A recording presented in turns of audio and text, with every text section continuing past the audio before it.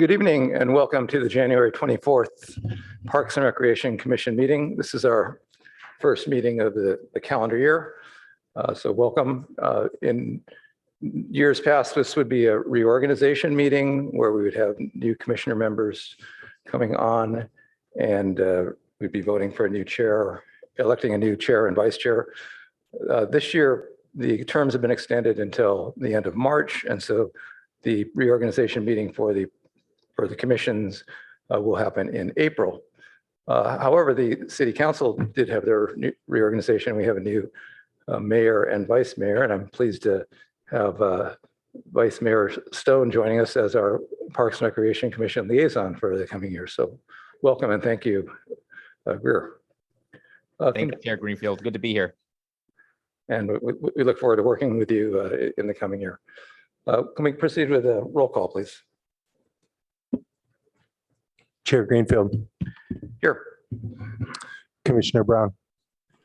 Here. Commissioner Cripps. Here. Commissioner Freeman. Here. Commissioner Kleinhaus. Yes. Commissioner Oche. Yeah. And Vice Mayor Greer. Here. Chair, that's 7 present. Thank you. And our first order of business is the adoption of a resolution authorizing the use of conferencing for parks and rec commission meetings during the COVID-19.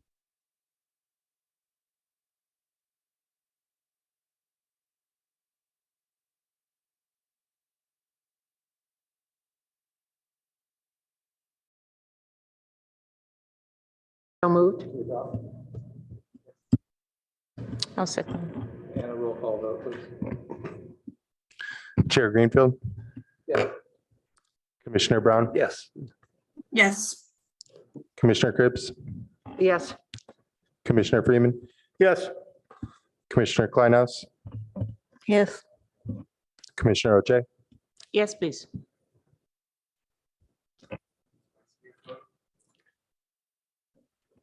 Chair, that's a 6-0 vote. Thank you.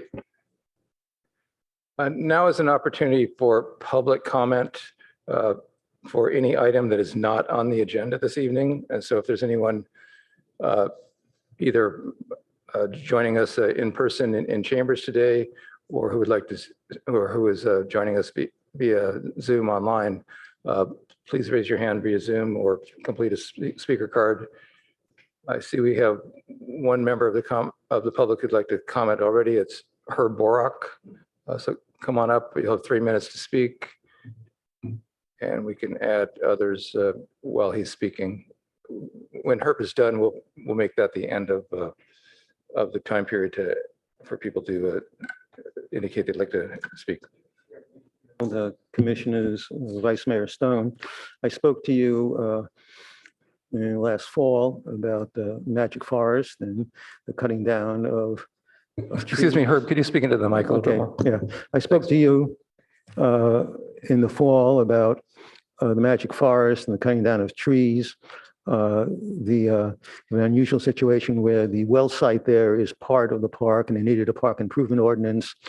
And the mitigation for work that went done there was to replace any part of the magic forest that it had harmed. At that time, there were a couple of trees that had been marked to be cut down, large ones. And there's a 2-week notice that's given by Public Works. And it was beyond that time, they hadn't been cut down. Since then, the council had its last meeting on December 19th, and you met earlier in December on the 13th. On December 20th, which is the first day of the council's 3-week vacation, another tree, I guess a younger and smaller one, the one closest to Hopkins Avenue, was marked to be cut down, and with a 2-week notice covering the holiday season and covering the council's vacation, I guess vacation for other staff as well. If you take a look at the area, it looks like it's an extension of Pine Street, which is the cross street to Hopkins, the first one after Newell Road. So it's a wide open area leading into the back of the pool at Enricanado Park. So I don't know whether somebody has plans for this or not, But unlike those other trees, that last one that was cut down within that 2-week period. It didn't wait for a long period of time or for someone to come here and talk about it before you. So I'll provide you with an overhead view of the Magic Forest and show you where Pine Street is. And at your leisure, you can go take a look at it and see if it's any reason to get any report back from staff about it. Thank you. Thank you.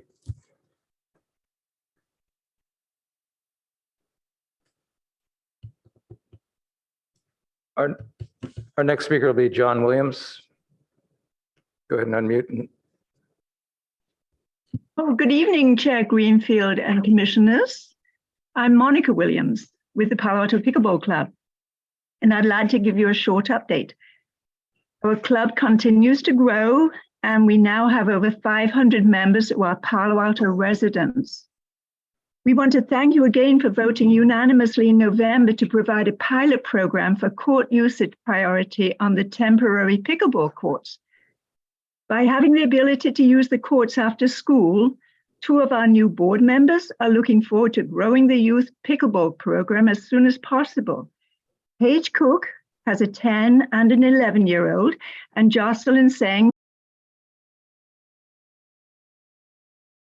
Pickleball can benefit our youth.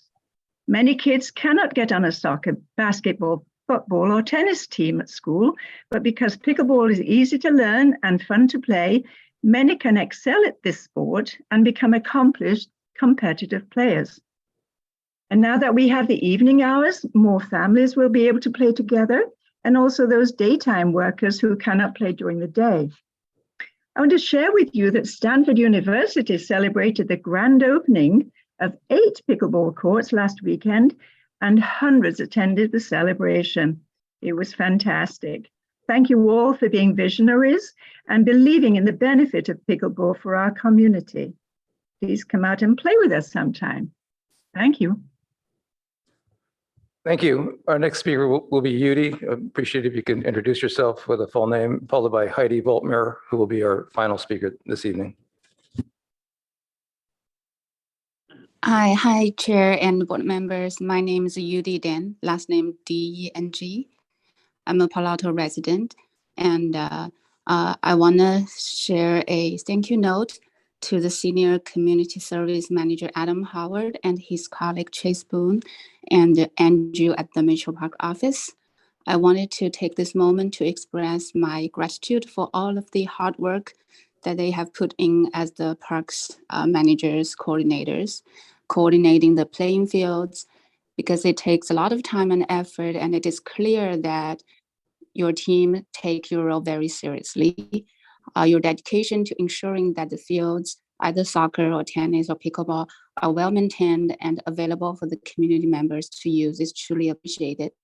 Your attention to detail and commitment to excellence is a great example for others to follow. So thank you, Adam, and your team for all that you do for our community. And I also want to say, as a Palo Alto resident, I also want to apply for the vacancy at the board in the coming March, April. So stay tuned. Thank you.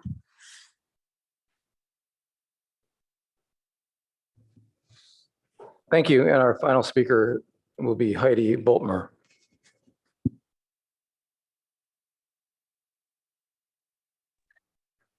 Hi, can you hear me okay? Yes, we can. Okay, thank you. I'm not sure if I'm in the right spot. I wanted to speak about the Coverly restrooms. So I don't know if I should do that when it's on the agenda or if I just goes into public comment. Yes, this is not the right time. We'll give you an opportunity to speak later. Thanks.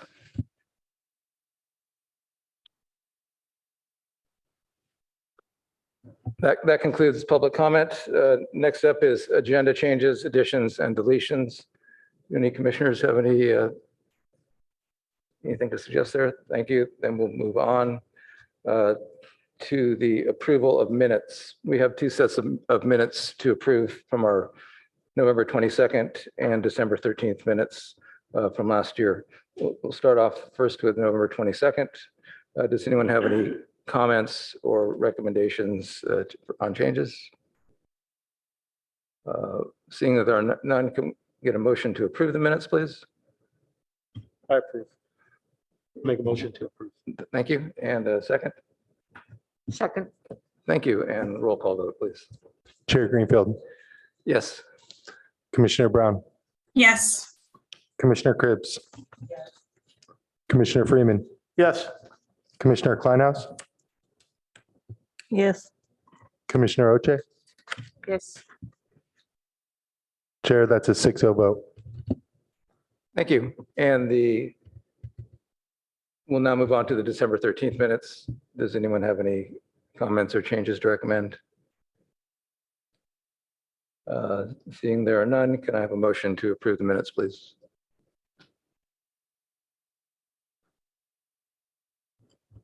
So moved. Thank you. You're welcome. Perhaps we can find a second. I'll second. Okay, competition now.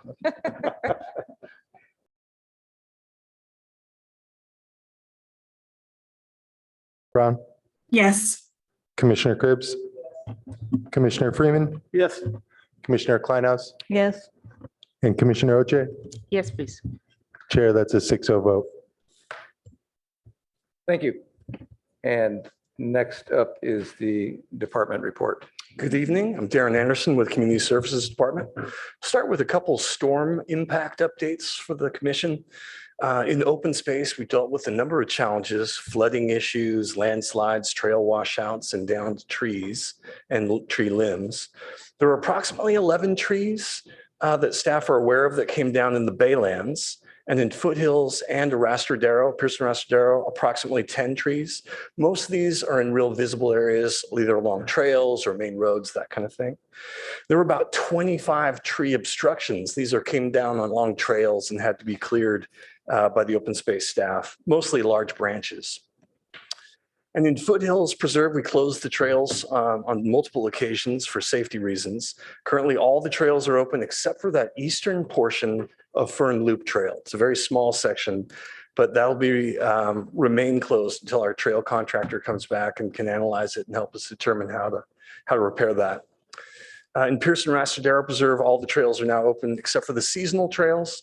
These are ones that aren't really hardened, meaning they've got a lot of natural soil there that get very wet and stay wet and muddy. So those close seasonally. They're closed now because, again, the recent rain was just too much and it couldn't take it. So the rangers reanalyze it about every 3 or 4 days, depending on the weather. So they'll be out there again, checking it and opening that as soon as possible. In the urban parks, there were a lot of tree limbs that came down in numerous parks. About 10 full trees fell in various locations. Bull Park, Pardee Park, Greer, and Mitchell and Ramos all had some trees fall. There were flooding issues in several sites, in particular Hoover Park and the Mitchell Park Dog Run. Those have been since taken care of. Usually it's clogged drains for the most part as the source, and staff pre-storm went out and cleared them. And then during, it was hard to keep up with the number of clogs that were happening. Another impact from the storm was the Cupperley tennis courts. Fortunately, the wind was so powerful that it blew over a portion of the fence. I believe staff shared an email with some photos with you. So we're waiting on cost estimates and for the turf to dry out enough that we can get the heavy vehicles out there to repair that. We expect the price estimates to come in the next day or two, and then we'll just keep testing the field to see if it's dry enough to get the trucks on. The infill replacement project at Mayfield Soccer Complex was completed and the fields opened for play on December 20th. That went well. It seems to be working out well and was well received. The restrooms at Mitchell Park near the tennis courts have been closed due to a significant blockage in the line. It was really difficult. The utilities team and the public works team came out multiple times and struggled to fix it. We had to bring temporary restrooms out to the site for a few weeks. They were repaired last night and now they're open again. So big thanks to those two departments for their hard work in helping get that back online. The one-day art project that was designed to engage the community about sea level rise at the Baylands was held on January 21st, and it went very well. The artist had an exhibit over by the Lucy Evans Baylands Interpretive Center, and then one by the Eco Center. And both of them had a lot of park visitors stop by and express interest, and a lot of good conversations were had. There is a housing development at 2850 West Bay Shore. This is right against Greer Park. And staff have been aware of this for a while. They've been working with our planning department to get all the permits to do their project. But however, one part we only recently learned about is that they need to encroach into Greer Park to connect their property's new housing to the sanitary sewer line. And they've got an easement to do so. But we, again, didn't find out until quite recently. And unfortunately, this encroachment into the park will impact the users of Greer Field 3. And so we're working on, between planning and public works and utilities, and of course the property owner, how we can arrange the timing of this to minimize the impact to the leagues using that field. So we've had one meeting, we've got another one coming up really soon to try to work this out. So I don't have a lot of details right now, other than to say we're going to do our best to minimize the impacts to all the park users. So I'll have something more for you soon on that one. Last night at City Council, there was a presentation on the annual community survey results. I understand this will be discussed at the upcoming City Council retreat and priority setting, which will happen on Saturday, January 28th. But I thought I might just share a few key notes that came from this report. Nearly 9 in 10 residents rated the overall quality of the natural environment in Palo Alto as excellent or good. Almost all residents, 94%, visited a neighborhood or city park in the last 12 months. Preservation of natural areas was rated positively by over 4 in 5 residents. And when asked about community focus in the coming 2 years, 4 in 5 residents rated it is essential or very important to focus on the overall quality of the natural environment in Palo Alto. And lastly, residents were asked to name the one thing they believe the city does well and would want to maintain. And the most popular answer was parks, open space, and the natural environment, which was mentioned by 1/4 of the residents. The Parks and Recreation Commission e-bike recommendation that went to City Council, it was pulled from the consent calendar. This was at council the other night, and it'll be rescheduled. We're looking at February 27th as the tentative date for that. I'll confirm it once we get that ironed out for sure, and let you know. So that will be coming back to council for a discussion rather than being on consent. The Parks and Recreation Commission recruitment deadlines changed to February 28th. And just a department recruitment update, we're still recruiting for a park maintenance position, and we'll be interviewing for 3 open space park technicians and our budget analyst. We've got a couple fun new recreation classes coming in the spring. We've added a new vendor so we can offer more soccer classes. The vendor is named World Cup Soccer Clinics and Camps, and they'll be offering clinics to youth ages 4 to 6 and 7 to 9. And the clinics will be offered at Greer Park. We still have our contract with the vendor Kids Love Soccer, but we felt we needed to add another soccer contractor to alleviate the long wait lists that we had with the Kids Love Soccer classes over the last couple of years. There'll be a new adult salsa class in the evenings at Lucy Stern Ballroom. There'll be ballroom dancing classes in the evenings at Stern, and students can learn cha-cha, rumba, samba, and jive. And street dancing for teens and adults with disabilities. And we had tried this particular class for 1 season last spring.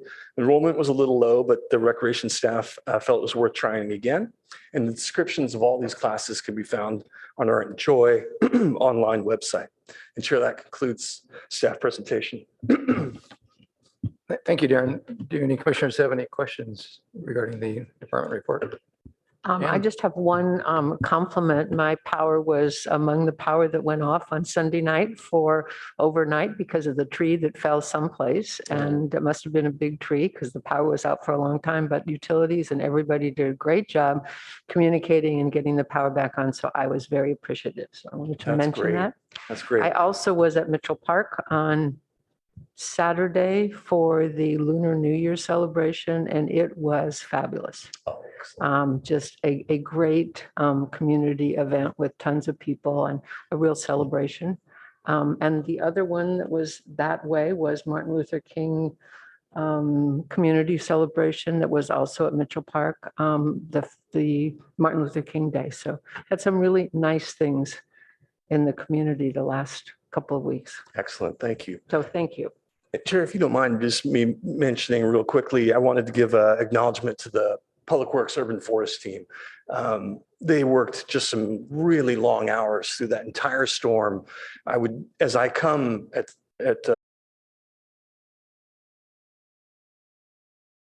night, and I saw it over and over and over because they were out clearing trees.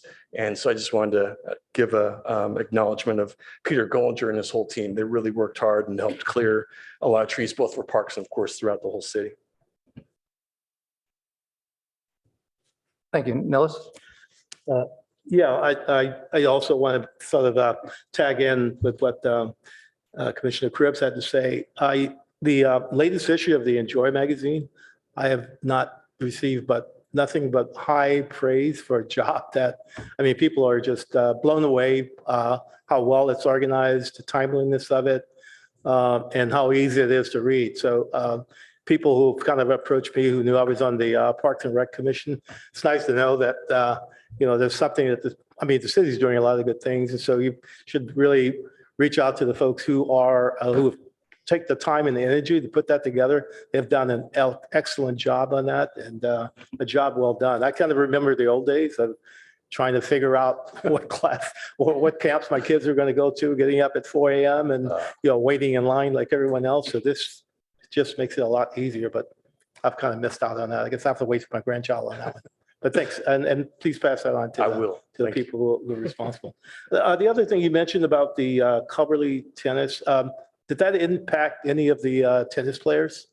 Yes, it is. Okay. It is currently impacting them. So 2 of the 6 courts are open. Those 4 are coming, their closure comes at the expense of permitted play. So we've had to contact people who are ready to play and tell them, unfortunately, we've got to get this fixed. So we've expressed that to the consultants that we're trying to get to do the repairs. We'd like this to happen as soon as possible. So we're working on that. Okay. And lastly, good job. Pass that on to the folks who were able to get the tennis court, the soccer courts up and running. I was passed by there a couple of times during the heavy rains, and people were out there. It looked like they were enjoying what they were doing. And so it was a great job in getting that together quickly and getting it back in operation. So I want to go ahead and pass that on to the folks as well. Thank you.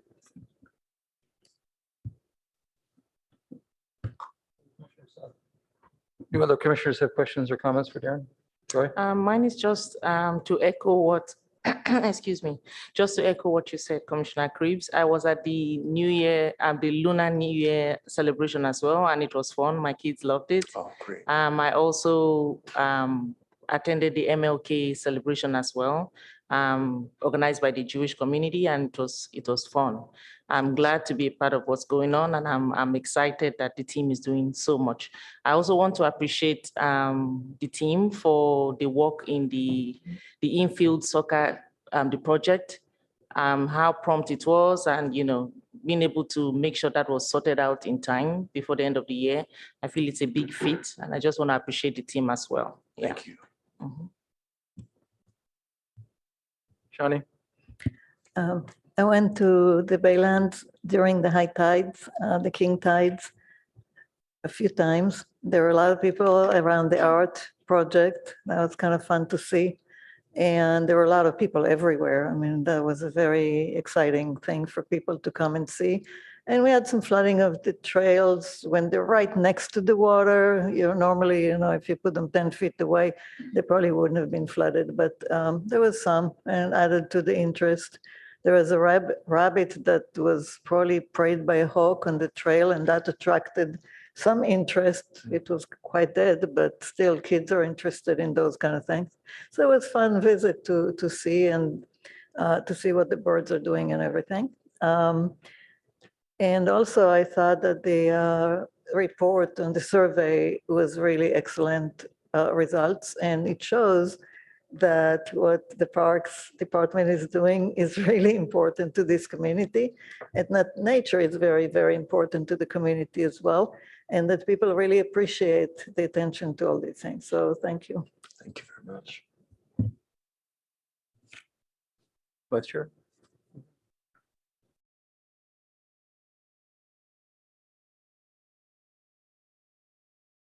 news and really lots of things we should be thankful for and thank the efforts of the people. And it's great news regarding the survey results that parks and open space and natural environment are so well appreciated. And hopefully that gets remembered when the budget gets sorted out in the coming June and we have some asks here and there.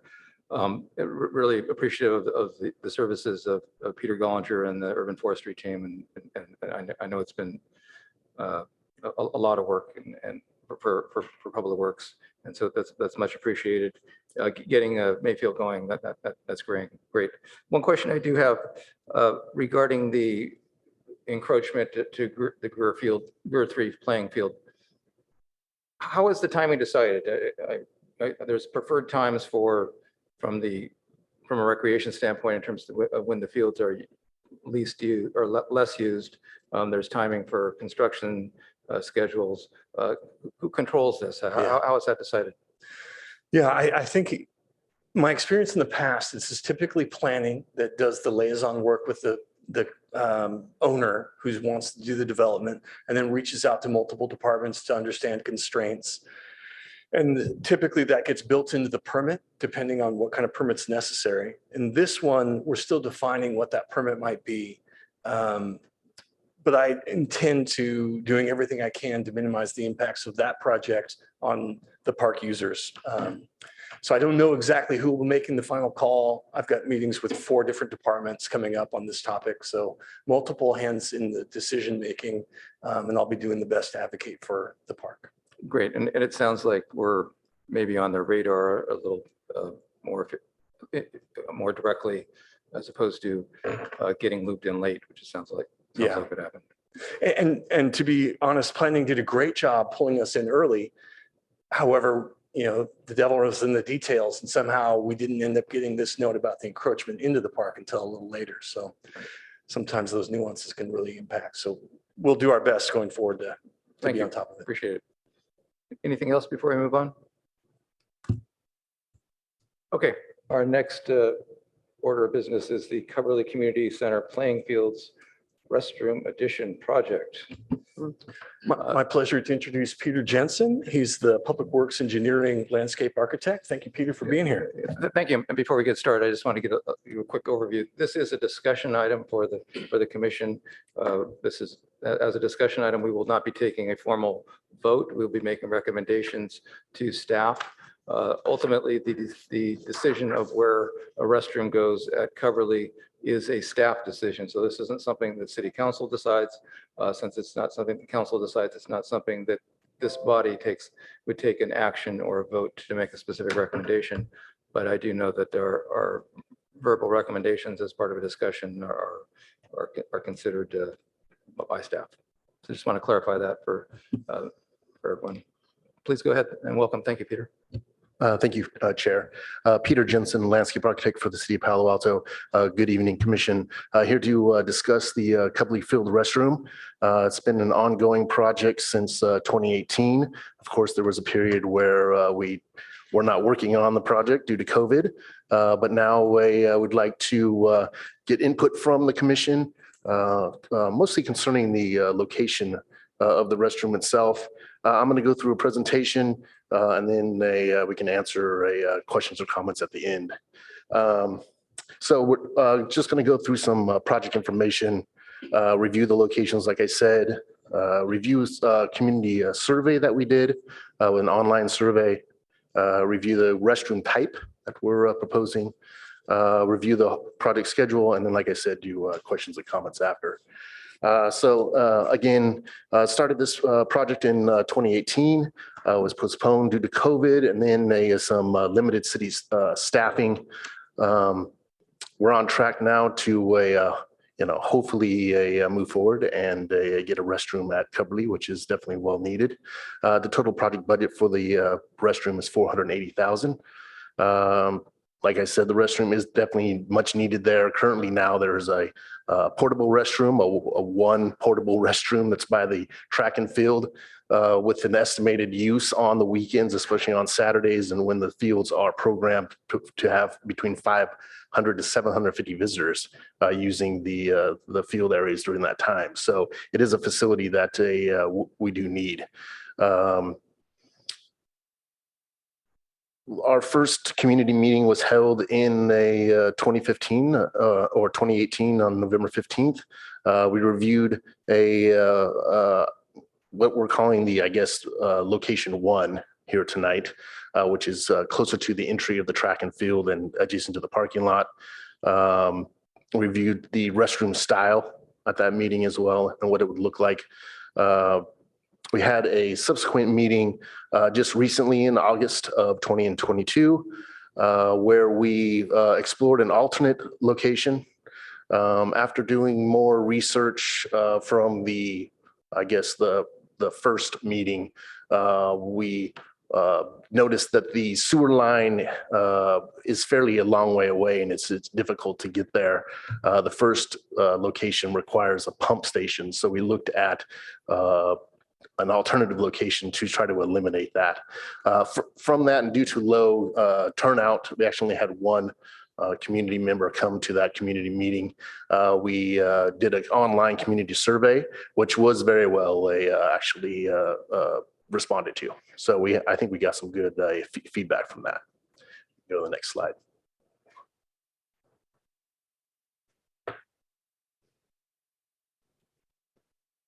Of course, why the new restroom? The capacity and the use of Coverly Fields, their kind of demand a facility like this. We'll look at in a minute here. There is a current restroom in the actual buildings of Coverly that is mostly taking up, besides the portable that we have out there, the capacity that's there now.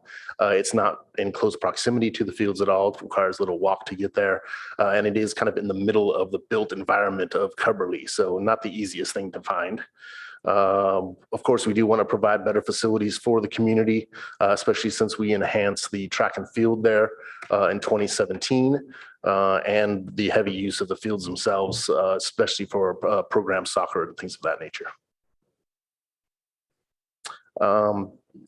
In the first meeting and in the second meeting just most recently, this is the restroom that we looked at. It is a prefabricated building.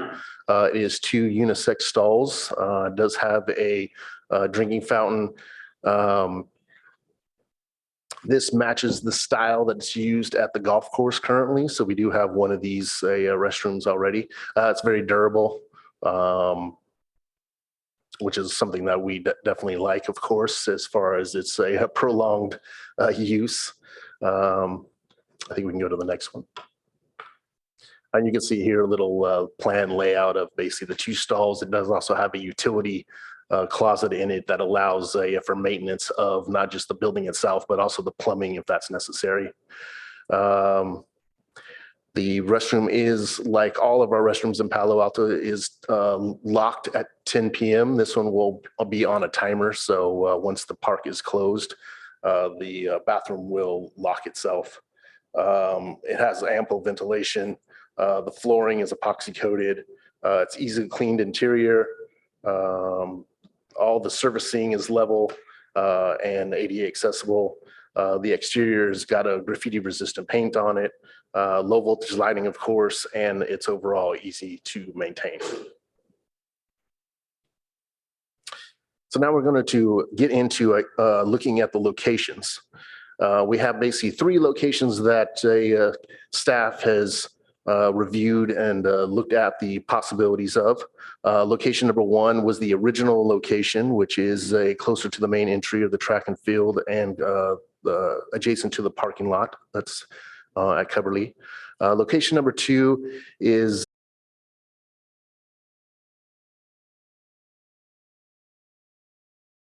and this basically allows us to eliminate the lift pump station, which does have extra cost and extra maintenance through the life of the bathroom.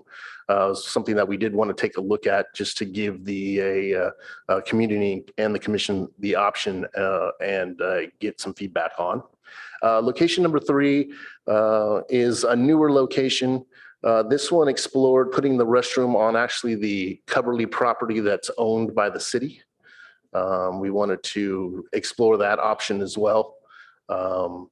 So we can talk about that more as we get into the next slide here. So you can see here then a location 1. Again, the original location that was first discussed is adjacent to the main entry of the track and field. It's also very close to the parking lot. It's fairly centrally located to all the fields that are at that location. Location number 2, you can see closer to Nelson Drive. This allows for the gravity fall of the sewer to the street, eliminating the pump station. And location number 3 is actually on a City of Palo Alto owned land right there. So something that we just wanted to explore just to give some options. Location number 1, per our review, staff feels that this is definitely the most centrally located, seen, makes sense adjacent to the parking lot. The only con really of the location is the addition of the pump station or the lift station for the sewer line. Location number 2 is of course not as visible if you're coming into the parking lot or using the main entry of the track and field. Its pro is basically just eliminating the required lift station for the sewer line itself. Location number 3, like I said, is on city-owned property. Both 1 and 2 locations are on school district property.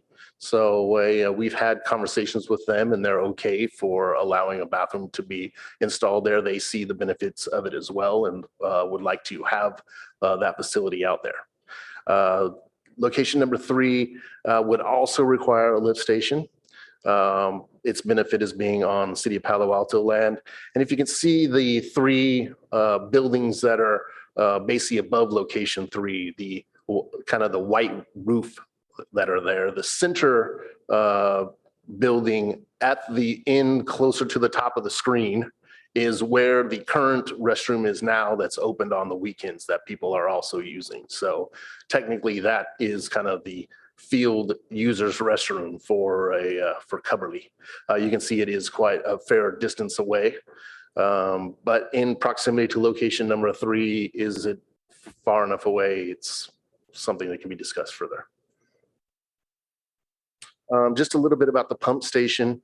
Because the sewer line basically doesn't have a gravity fall where it can't naturally fall down the pipe, requires basically that it's pumped to a higher position so then it can basically then fall out. Of course, the key word in that whole thing is there's a pump. Pumps aren't meant to last forever, so there will be continuous maintenance of repairing that pump. There also is further design costs that are associated with it as far as the design goes and overall maintenance of it. And then there is the problem of when the power goes out, the pumps go off, what happens during that time when it's not. Usually the capacity of the actual dry well that the pump is drawing from has a fairly large capacity, but if it's out for a few days, then that could become problematic.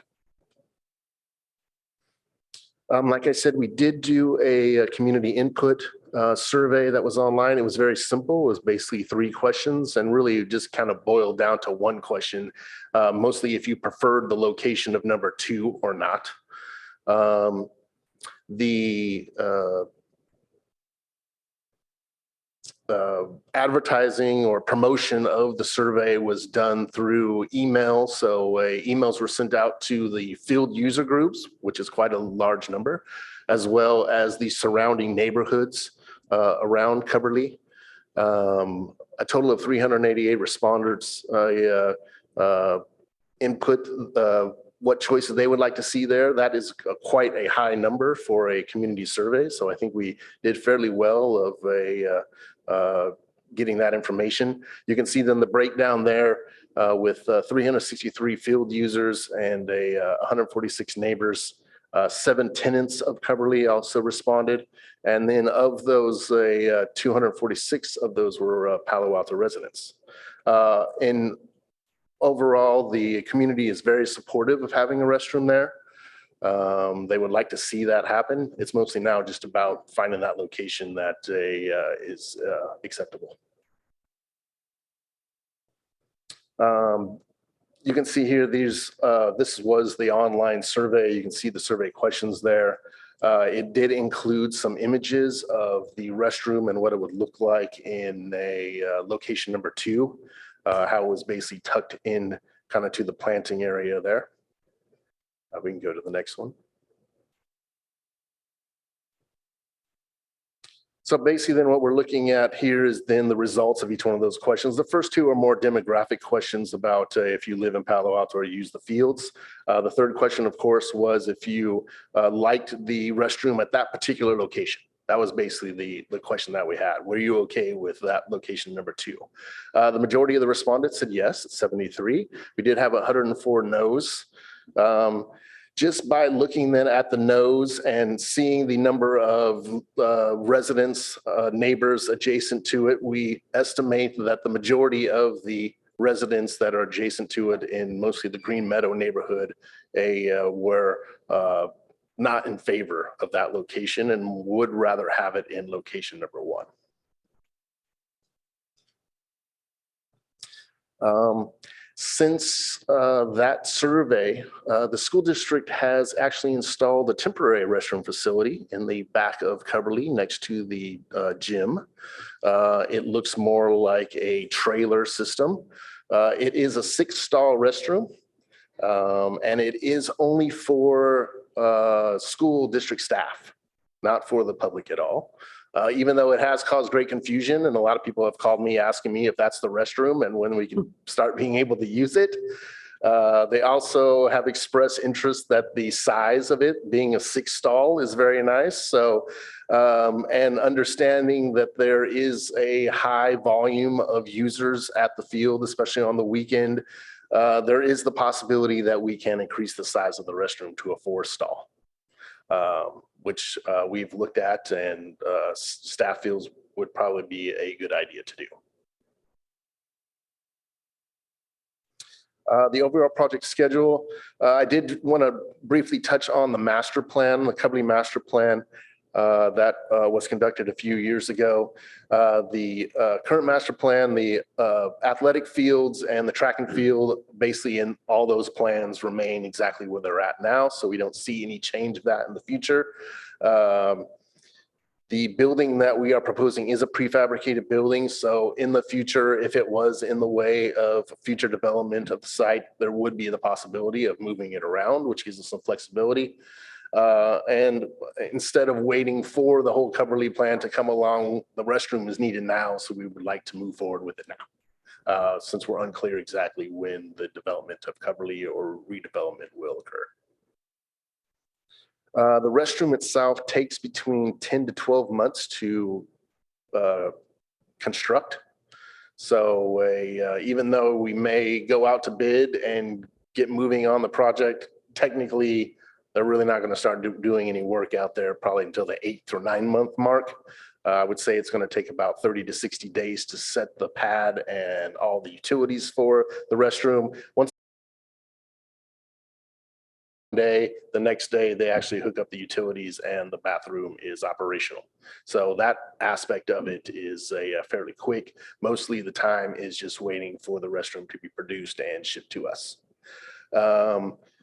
If we continue at the pace that we're on now, we would like to, go out to bid fairly soon and hopefully install the restroom next summer. At this time, I'll take questions and comments from the commission. Thank you, Peter. Appreciate the report. In a moment, we'll have an opportunity for members of the public to speak on this. If you're joining us via Zoom, please raise your hand. And if you're in person, please make sure you fill out a speaker card. In the meantime, we'll first go to the commission for clarifying questions. These are not comments. We'll make comments after we've heard from the public. Any clarifying questions from commissioners? Nellis? Yeah, I just have one on, good job in the presentation. Thank you. When you talked about the pump for, I guess, for whichever option it is that a different structure as well for either whether it's option 1 or option 2? It's not like a building structure per se, but it is basically a 4x4, usually in size by 6 to 8 feet deep. basically pit that's next to it that has a steel grate basically over it that sits adjacent to the restroom. So is there a noise factor, environmental, those types of things associated with that? no environmental factors unless it fails or overflows, of course. The noise, I would say, is fairly minimal. It does have a steel lid on top of it. I don't know what the decibel would be, but I doubt that you could hear it. So either one of the two solutions require one's underground, but one is above ground, right? I mean, say if we went with option 2, which is. So next option to- 1 and 3 require the pump. Option number 2 does not. It is pushed farther or as far back from Nelson as it can be to still have a positive flow down to the sewer. Okay, but that's underground, not It's above. yeah, Okay. exactly. All right, thank you.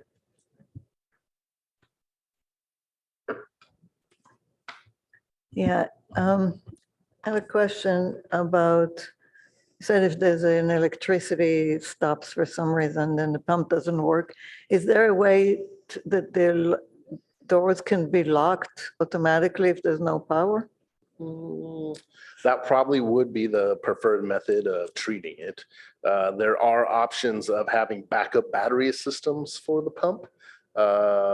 Just basic cost and maintenance, of course, of the battery systems for it. So I would say that if the pump system, which does have an alarm on it, does go off and is off for a period of time, then the bathrooms will probably be closed at that time. And we probably would look at doing some type of temporary facility there until it was repaired. Okay, thank you. Where do people go now? Where do they go now? Well, I think the majority of them actually go and use the restroom in Cubberley, in that central building there, basically the old bathrooms that are there, the school bathrooms. There is, like I said, one portable next to the track and field. It's just a portable bathroom. It's not nice. I do know and have been told several times that the perimeter of the fields and the bushes are areas where people go. Yikes. So Okay. that is happening as well, which is another reason why we would like to have a bathroom just for the sanitary purposes. I know that last month there were 2 portables at the site by the field. I don't know if that's still the case, and it certainly seems like a good idea. My experience is that those portables are well used. Definitely. And certainly there's a lot of people that don't know about the existence Right. of the bathroom. Yeah, and I'm actually unaware, I don't know if Darren can provide more input on the portable there. Yeah, that's correct. Adam Howard from Recreation has arranged for the portable toilets, and not too long ago, given the delays in us being able to move forward with this project, got a second restroom there. So, And that's definitely a good thing. We should definitely be keeping that there until we have a better solution. my last question. Yes. Shannon. The illustrations don't show lighting. Are you planning on having lighting? And if so, can we see the design? Because the lighting at Mitchell over by the pickleball and tennis courts is way overlit and needs to be adjusted. So just take that as a comment. But for this, lighting should not be available when the bathroom is closed, and should really be careful on what kind of fixture you use. So I'm happy to provide more information. But Yeah, I don't have I think we're getting any comments here. Oh, Yeah. okay. Sorry. And do you have a clarifying question? I do have a question. Darren, could you go back to the map and just put the pointer where the bathrooms are now that as part of Cubberley that the field users use? And you said the middle of the middle white building? Yeah, the middle white building, but at the far end, up at the At the top, far end. basically is where. And then what about the bathrooms that are in the pavilion? I don't know if those are open on the weekends. They might be sometimes. If somebody's and- using the pavilion, then they are Right. open and they get. a So lot of- yes, then I'm sure that they're finding their way. I know that I've been told that the That bathroom on the end is the main one that the field users buy Okay. the custodial services there, and then it's open on the weekend. The other ones definitely could be open, and I'm sure that they're being used. The portable right now is fairly close to location number 1. So Darren, that's could there. could somebody put the pointer where the pavilion is, please? Oh, okay, got it. Thank you. Thanks. And why don't you also point out where the restrooms are on the city property? Yeah. Thank you. Any more clarifying questions from commissioners? On the, so if you look at doubling the size, I guess, if you said 2 and looking at 4, does that also increase the size of the pump itself? And another question to that would be, I guess, are there any other cities that are using the pump? And then what's been the track record, I guess, on reliability and how, I think you mentioned that when they do go down, they go down and they're down for a while. So that's a concern, I think. Usually the pump lasts somewhere between 5 or 15 years. I would say that the restroom is going to be heavily used, so we probably would err on the lower side of that. The fixing of the pump is fairly straightforward. It is done all the time. As far as Palo Alto goes, we actually don't have very many lift stations. As far as public restrooms go, we have 1 that's at the golf course as a lift station. This building actually has one of our other lift stations in it. And I think there's 1 more. I'm not quite sure where that location is. From maintenance staff standpoint, it seems like around 10 to 15 years is basically the life of the pump at those at City Hall. Basically, the golf course restroom has not been there long enough to really know. The engineering of the pump will be done based upon the number of stalls. So I imagine that it will be a little bit larger if it was a 4-stall. Usually what happens is that there are 2 pumps in the setup. So when one fails, there is another backup that's there, but it's mostly for backup purposes. So there definitely will be, a little bit more cost with a larger restroom facility, I would say. And you mentioned that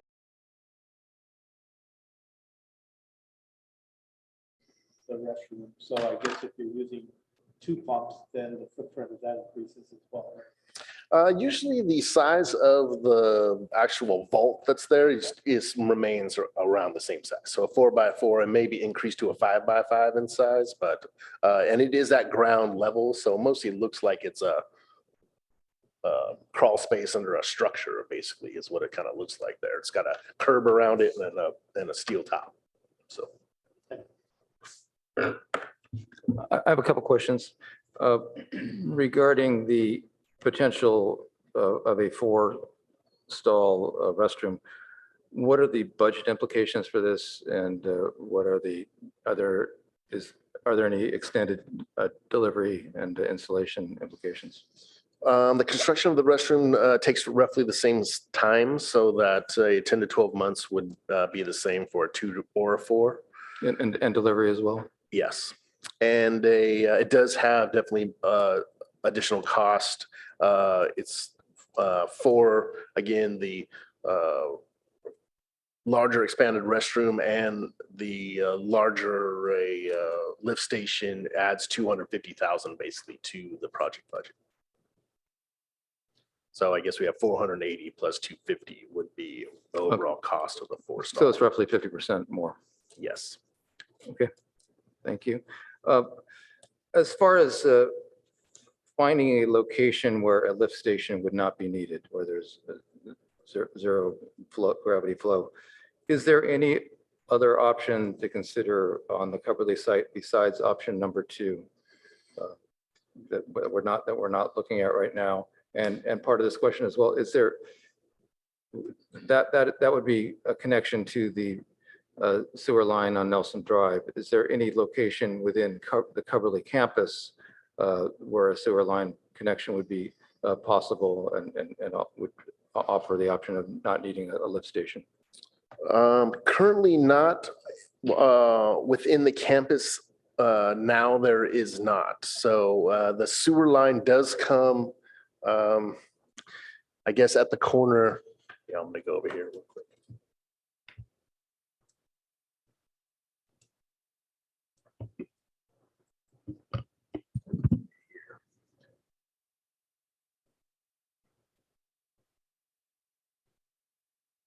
Basically, right in that location that's being shown now on the plan is where the sewer ends. And it's very shallow there. So we did explore moving it up into the parking lot more. But you'd pretty much almost have to move it all the way right against that building to make it work. The other drawback is that sewer line is, I don't know how old. So it would mostly require that the entire sewer line, which basically runs there and then it turns out through the plaza and goes under the library and goes out to Embarcadero, would have to be changed. And that is a spendy little item to do. So as far as pushing it that way, there is not a feasible way that we found. The easier location was along Nelson Drive because there is a sewer line that runs basically down there. Location number 2 puts it adjacent to that main entry walk that you access basically the fields over there. So, you know, if you're coming from that side, you basically have to walk by it at that point. We don't see really anything else along that edge over there since it's all fields basically, unless you get all the way down towards the upper part of this image to where the other access drive is, but that's a good distance away from actually the track and field and the 3 baseball fields that are there. So really for that lift station purposes, I think location number 2 was the most optimal. Thanks, I appreciate that. And I didn't quite understand the bit about needing to go out to Embarcadero to get a connection. That's the way that the sewer runs now. So the sewer line that runs hours, so yes. So you mean Middlefield? Not, oh, Middlefield, right, excuse me, okay, Middlefield, thanks. not Embarcadero. Thank Yes, you, Vice Chair. Embarcadero would be that would be even further. I wasn't seeing it. All right, thank you. And now let's move to members of the public to give them opportunities to speak. Anybody who's with us online, please make sure your hand is raised and or you've turned in a speaker card here. Jabad, how many speakers do we have? I had 9 hands raised between in person and online. Okay, given the number, let's try to limit comments to 2 minutes each. And please feel free to reference comments of other speakers who have spoken before you. No need to restate what they may have already eloquently stated. We'll start with Ken Knox, followed by Sonia Bradsky. Welcome.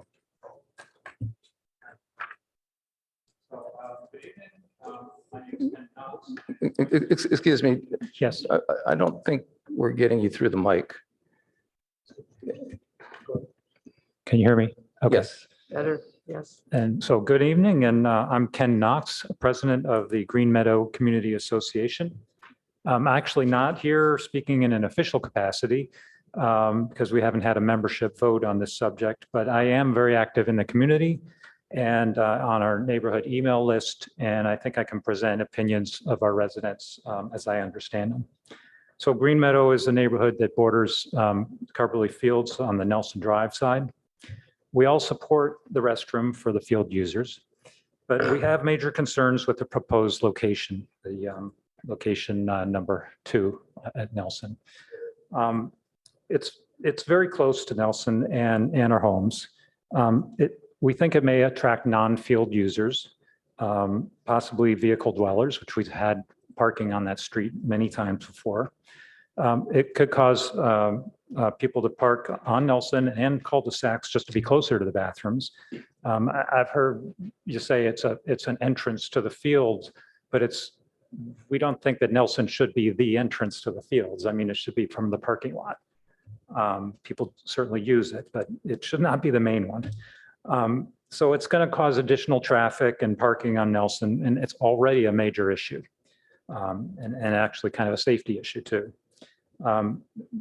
It's also possible that these things could emit odors and be unattractive. And I'd say that goes double if we double the size of it, all these concerns. It's quite a walk from the parking lot and many field users. A location close to the parking lot is preferred. In fact, like you were saying, it was the preferred location in the 2018 presentation. There are utilities present in the portable buildings at the north end of the track. I understand that it's not ideal, but maybe it could be made to work. And also near the Coverly building. And then I think possibly also at the Friends of the Palo Alto Library building at the other end of the field. The restroom could be built on a raised platform that could allow a gravity feed to go a farther distance. So what if you raised it 2 feet on a platform? You could be that much farther away, possibly all the way to the grandstands, which will be a better location. I do have a satellite view that I can give you guys. I also submitted it with the my written email statement, and it shows the location that I'm talking about. So in summary, the Green Meadow neighbors support a restroom at a location further away from Nelson. We ask that city engineers investigate the suggested locations at or closer to the parking lot. And we understand that it may incur additional engineering and project costs, but ultimately will be the best for Coverly Field neighbors and users. Thank you. Thank you. Our next speaker is Sonia Bradsky, followed by Gary Bradsky. Yeah, hi. Thank you. My name is Sonia Bradsky, and we actually live right next to Coverly. So that bathroom would basically be in my front yard.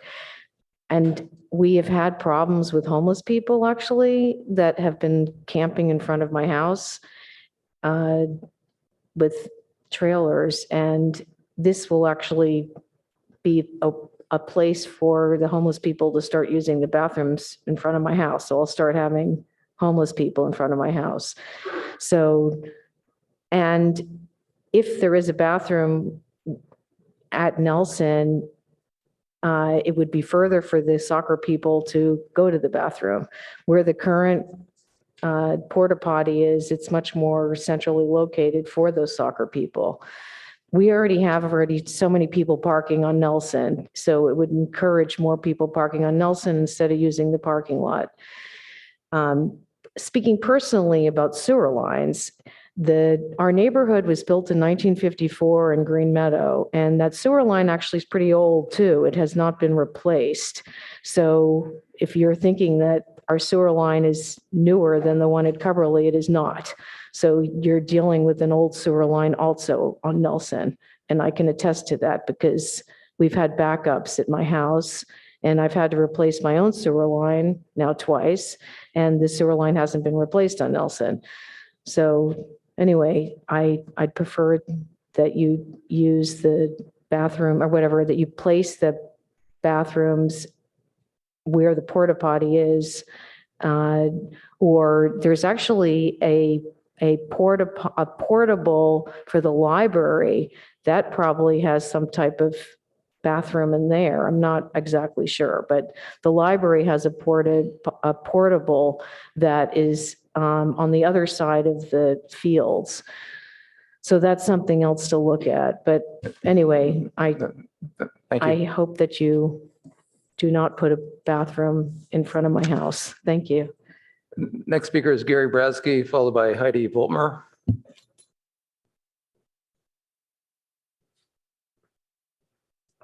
Hello, I'm Gary Bradsky,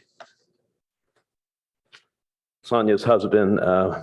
Yeah, we faced that and not particularly happy with the location too. Again, we support it. There's several reasons. First of all, as far as I remember, and I didn't get a look at that survey, but it was a bias survey saying, do you support it in this location, not what location? And it was a survey was a thing posted on the fence. So of course you're going to get a bunch of the people coming in there. And they're just going to click yes. They don't live there. They don't pay the taxes there. So I think that survey should be disregarded. In any case, it was done for the 2-bathroom. Now there's more congestion, and then maybe our neighborhood's more aware of it. So maybe it should be done, at least redone for the 4-bathroom, and maybe a little more awareness in the neighborhood about this.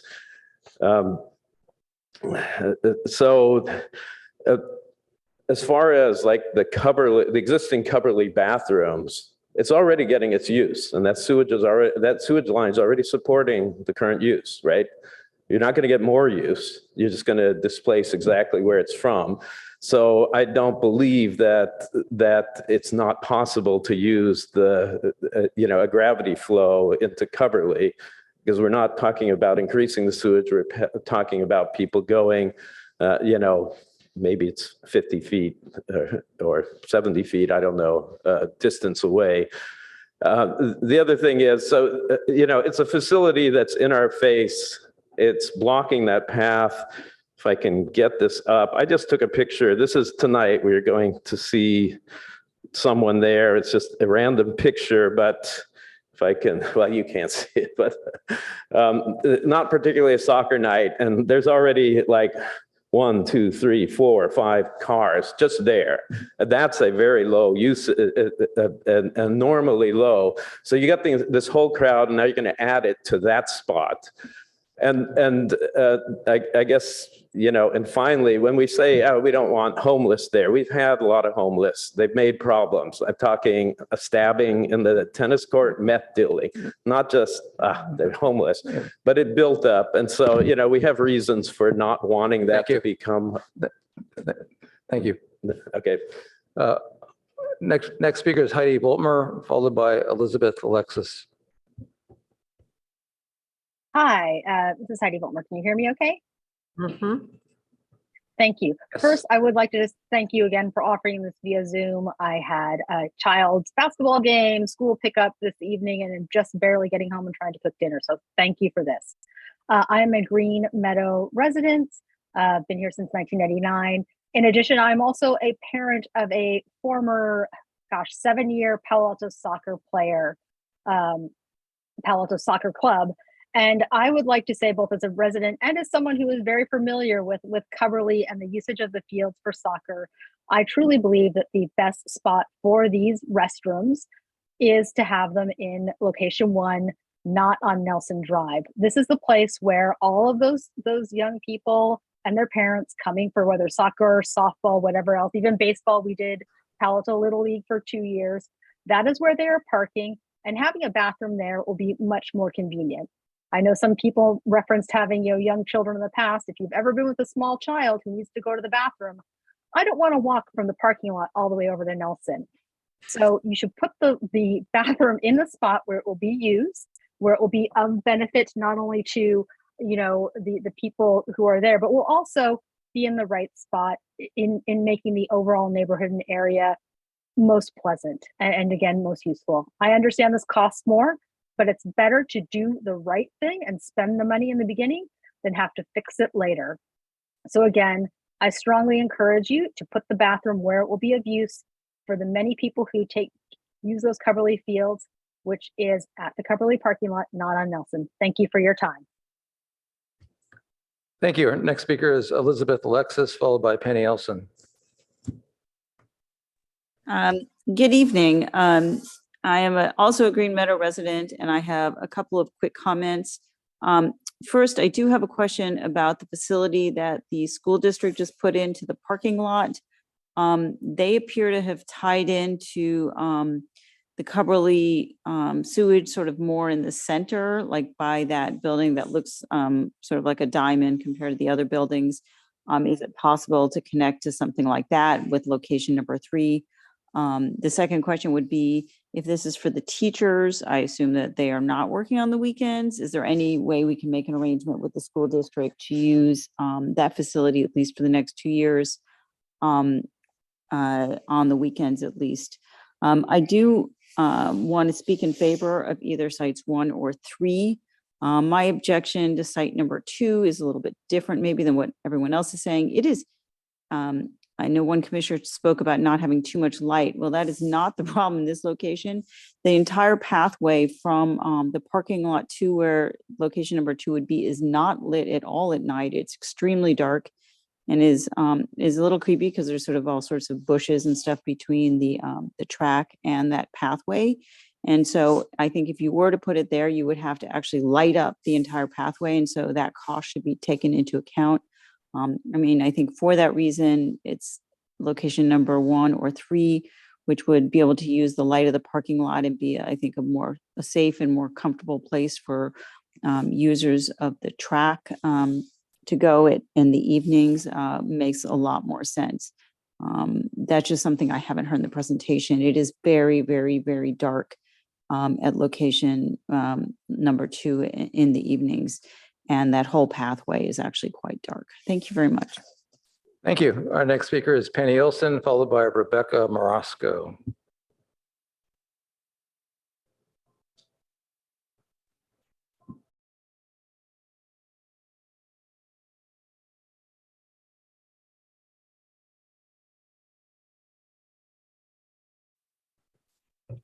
Penny, you've been unmuted. Thank you. Can you hear me okay? Can Yes. you hear me? Yes. Thank you. So I have a couple comments and then some questions. Thanks for reviewing this. Had the city and the school district gotten to a workable plan with Cubberley with one of the previous planning processes, we wouldn't be planning for prefab public toilets on a neighborhood street. There probably would be planned buildings near the fields for equipment storage and proper restrooms attached to a new sewer line that would connect with a refurbished or new community center facility. Long-term neglect of Cubberley is leading to expensive, suboptimal, one-off, repeated solutions to problems. If you have not walked Cubberley recently, I encourage you and invite you to join me for a tour of the facility. I don't live next to the proposed toilet, so I'm not directly affected by it, but here's some context from my perspective as a Green Meadow resident. This public toilet is going to serve hundreds of field users who come from all over the city and region to play sports on the fields. I support it. We need it. It will be paid for with tax dollars, which Green Meadow residents contribute to. And so little has been done to Cubberley recently. This I think is an important improvement. I am intrigued by the suggestion that we might lift the new building to eliminate the need for a pump and enable a gravity solution. And I'd like to hear from staff about what they think about that idea. I also am concerned that the proposed location close to Nelson Drive is going to attract traffic to our neighborhood school route. I agree with Heidi Voltmer, parents of young children are going to want to park near the potty so that their kids can go before they go to their soccer practice. And then finally, to the staff's comment about tucking into the trees, this 4-stall toilet it looks like it has an access on the back for the facilities. My question is, how does it tuck into the trees if you need to access from the back, number one, and how many trees are we going to have to take out to fit the four toilet facility next to Nelson Drive?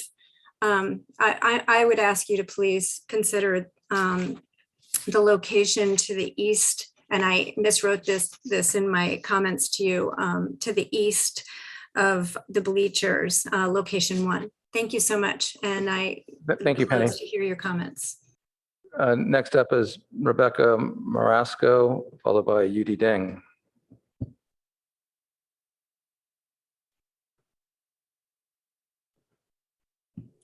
Hi, can you hear me? Yep. Oh, great. My name's Rebecca, and I also live in Green Meadow. And I wanted to allude to Ken's point earlier is that we do have a very active community, and there have been lots and lots and lots of emails, and a lot of people maybe sent in letters and couldn't join. But this message is amplified by many people in our neighborhood. I agree with some of the earlier speakers. One thing I do want to highlight and that I don't feel like people have really talked about much is how dangerous it is on Nelson. I don't know why, but a lot of the soccer, and we've talked to the soccer groups and they say, oh yes, we've told all our people to park in Cubberley, but they don't. They park on Nelson, but they don't really park. They kind of half pull over with the car running and kids are jumping out and there's bikes going by and there's kids and there's cars kind of like almost hitting kids all the time. And so this is something we're trying to decrease as a neighborhood. And I think everybody, for the safety of that area, would like it to decrease. But I feel like putting a restroom closer to Nelson is only going to encourage more people to park there like they're supposed to park there, but that's not where they're supposed to park. So I don't think we want to encourage any more parking. And if anything, encourage people to park in the parking lot closer to a restroom. And people were talking about, like the one restroom at Cubberley, there are like 7 restrooms at Cubberley. And so putting another restroom far away isn't really going to help it. I think putting it close to the fake turf with the track closer is more effective, because there are lots of restrooms, like you said, in the gym, which is much closer than that diamond shaped building that people utilize. So thank you. Thank you. Next up is Yudi Ding, followed by our final speaker, Samuel Kempton.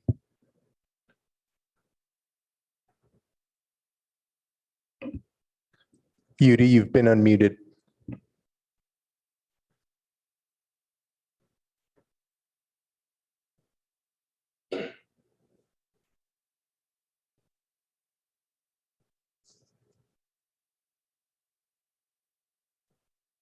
Let's move on to Samuel Kempton, and Yudi, if you're still with us, give you a chance to speak after Samuel. Samuel, you've been unmuted. Thank you, Chair. My name is Sam Kempton. Most of my inputs and concerns have already been expressed, but I would just like to emphasize the raised platform idea. I think this would eliminate the need for a pump and make the future maintenance easier, for sure, and achieve the desired location, which we all been pretty much settled on, which should be closer to the field entry. I think that's number 2. And as I say, would achieve the desired location. I would also like to put in a vote for the 4x4 bathrooms. Soccer is a growing sport, and the field is already pretty heavily used. So that's about all I have to say. Thank you. Thank you. And Yudi, if you're still with us, you can give you an opportunity to speak. Otherwise, we'll wrap up public comment on this.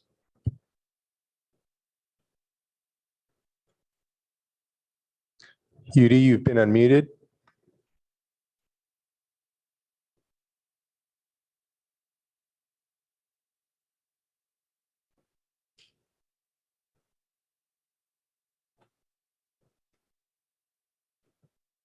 Okay, that's going to wrap up public comment on this. Thank you very much to the members of the public who have joined us here this evening to speak. We appreciate your input, and for those of you who joined us online via Zoom. An important part of the Parks Commission is being a conduit for public comment, and this is a great to see participation like this. We'll now go to the commission members for comments and questions to staff, and we'll start with a first round, and then we'll follow up comments as needed. Anne, would you like to speak? Oh, yeah, I could. So my comments are pretty simple. Clearly, we need a bathroom or bathrooms at Cubberley, and we've needed them for a long time. And so I'm really happy to see us moving ahead as fast as we can. I would not be in favor of the Nelson Drive bathroom. I would be in favor of the one that is where the porta potty is right now. I understand that it will cost us more money, but so be it, because we really need the bathroom. And then the second piece of my comments has to do with what can we do from now until the summer of 2024 to help alleviate the situation, whether it's keeping the bathrooms at the pavilion open on the weekends or pulling in more porta potties or trying to do a deal with the school district to use theirs that they have installed. So that's it. But I'm excited that we're at this position, and thank you, Peter, for your comments. Thank you. Would like to speak next? Thank you very much for the presentation. Most of my comments and recommendations were already addressed during the course of the discussion. I wonder if the current problem we have in terms of cleaning, I don't know if increasing the frequency of the cleaning in the meantime could add or alleviate the problem that we face. I know you mentioned, people doing it somewhere else. I wonder if increasing the frequency of cleaning and, maybe adding another portable one in the meantime, since we won't be having the installation till next summer. I wonder what we could do in the meantime. So that's my main focus. I don't support the location for Nelson Drive, just because we've heard from residents, and also it's logical that it's going to be a pain for residents, and it's also going to increase traffic around that area as well. I think, just like you talked already, it's going to increase the cost, but I think it's worth listening to residents and responding to what the preferences are. So I think the focus should be more on what do we do to alleviate the problem in the meantime. Yeah, thank you. Thank you, Commissioner Kleinhaus. I also do not support the Nelson Drive location. The light is an issue, and I thank the resident that discussed that. I don't want to have, a structure that then we have to light up the whole area that is now not lit and is expensive. And I was wondering if you can speak to the comments about about creating a slope or some kind of elevation that will allow to avoid a pump. I can. Lifting the structure itself actually does very little to help our situation. The pipe itself has to be buried in the ground. So unless the pipe daylights and just comes out of the ground and goes into the restroom, it really can't do that. So you could get another 6 inches from it if you elevated it a little bit, but it doesn't really help us very much to actually do that. So pretty much you're just basically making a taller pipe coming straight up out of the ground that has to eventually get into the restroom. The only way really to do it would start to create like a raised planter. So the pipe itself, once it does daylight out of the existing grade, is still in soil, but you're talking about a much larger scale project to do something like that. So just lifting the building actually doesn't address our sewer line issue. Thank you.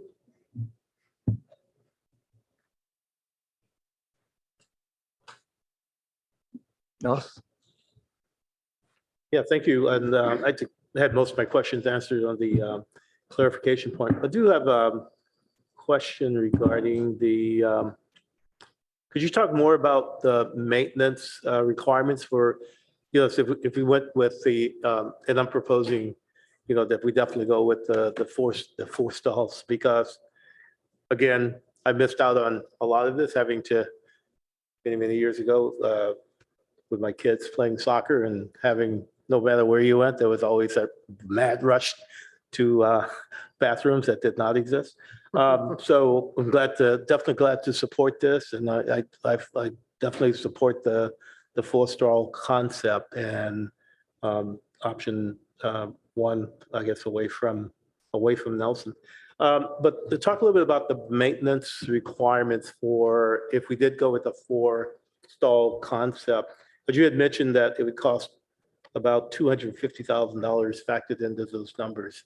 Does that 250 cover the increased size of the pumps and that type of thing? Yes, it does. The majority of that $250,000 is just mostly the cost of the larger structure itself. It would range between another $20,000 to $30,000 more for the design and implementation of that for a larger basic restroom, as far as the construction aspect of it goes. And besides the maintenance of the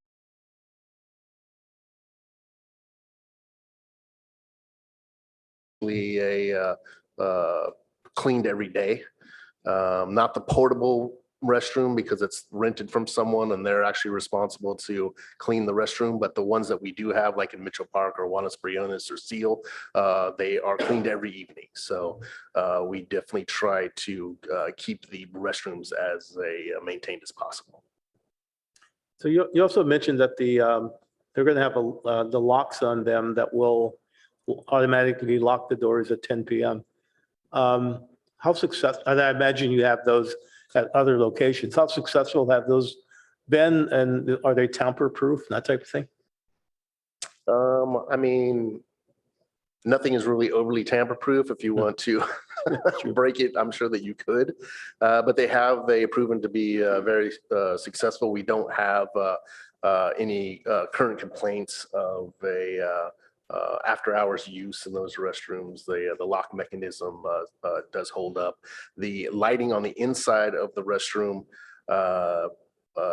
does come on if someone is in there and it is locked. So you can see from the outside that there is someone on the inside. So it does have a more security there just in case someone is in the bathroom and is locked in there and decides they are going to stay in there. But yes, overall, we have not had any complaints with the locking system for other restrooms. And lastly, I guess would be, once these 4 stalls are in place, what do you envision, I guess, for the maintenance and I guess what the city staff, how much involvement are they going to have to be? I mean, they're definitely going to have to be cleaning. I would assume that's not something that happens with the porta potties currently there now. So that's an effort that's going to have to be picked up by someone.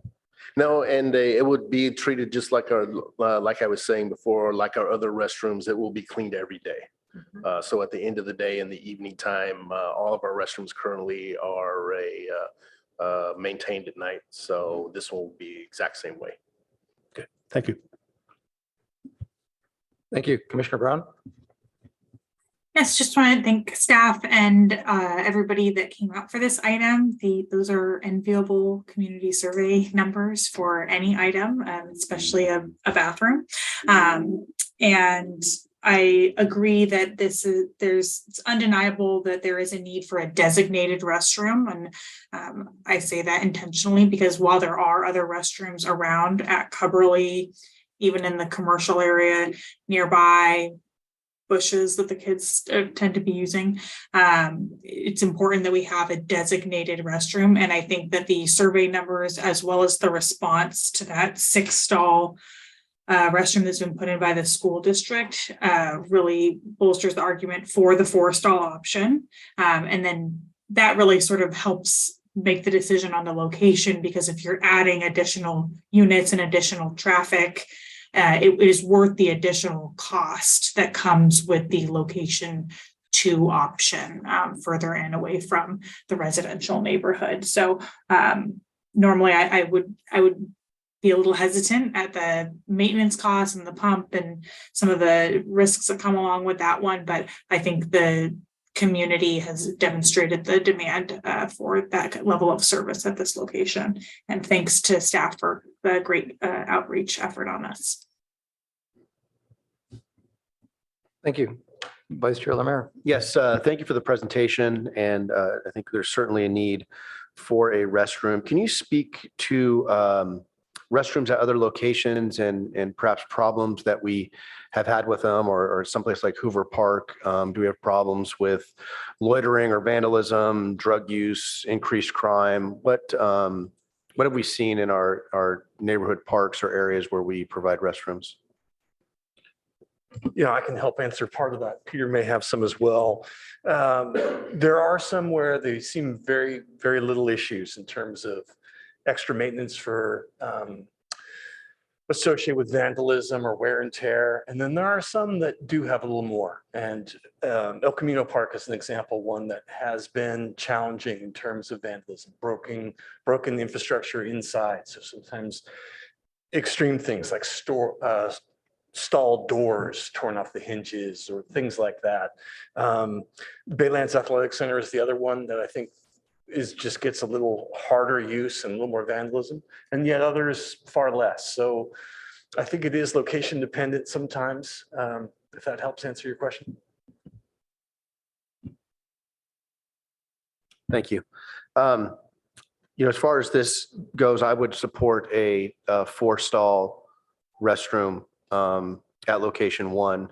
I think to move it away from Nelson Drive, I understand we have to have a pump, but I would be in favor of it in a more central location. And again, certainly a need, but I would also echo one of the speaker's comments in terms of kind of our suboptimal and inefficient solutions that result from an inability for our city and school district to get together and figure out what we're doing with Cumberly. And this has been ongoing for a number of years, and we're piecemealing things together, and we have a facility that is breaking down. And while I am very supportive of a restroom, I am more supportive of our city and our school district finding some better solutions for that property that is such a treasure for our community. Thank you. Thank you to the commissioners for their comments. Thank you to staff for a presentation. I have a number of questions and comments. I'll start by following up on the vice chair's comments about Coverly. If the city and school district had been able to move forward with a redevelopment plan for Coverly, would the situation be much different for us, given that the field areas wouldn't be redeveloped as part of the plan, and what type of would there be sewer infrastructure improvements that would help this along? And part of the question is related to we're talking about going in with a lift pump. We don't know how long. We don't know if and when Coverly will be. Or it's got to be not the if. Hopefully, we don't know when Coverly will be redeveloped. So we don't know what the time horizon is for how long we're living with this the pump situation. I would say that a extensive renovation of the Coverly site would definitely include the upgrades of all the utilities on site, the sewer and electrical and water, for sure, that would feed the restroom. When that is implemented at some point in the future, I think that there's definitely the possibility to reroute the sewer system to connect to that new infrastructure that could eliminate the pump. That's definitely an option to do. It wouldn't be difficult to do. But yes, the future development of Coverly would definitely have an impact, and most likely a positive impact on the restroom and removing the pump, if not the whole restroom itself, and just having a restroom closer in a building. So I think that all those options are plausible for sure. But thanks. That's helpful to hear. I think there's no disagreement or dispute that we do need additional restroom capacity at this location. The community supports this. The neighbors support this. We've been working on this for a long time, and we've been waiting for this for a long time. So we need to come up with a solution that we can move forward with without even moderate additional delay. And obviously we need to replace the existing portable restrooms. It's great that we got such a outstanding response from the public survey. It really is a kind of unusual numbers. We're used to a lot of. We know there's a lot of public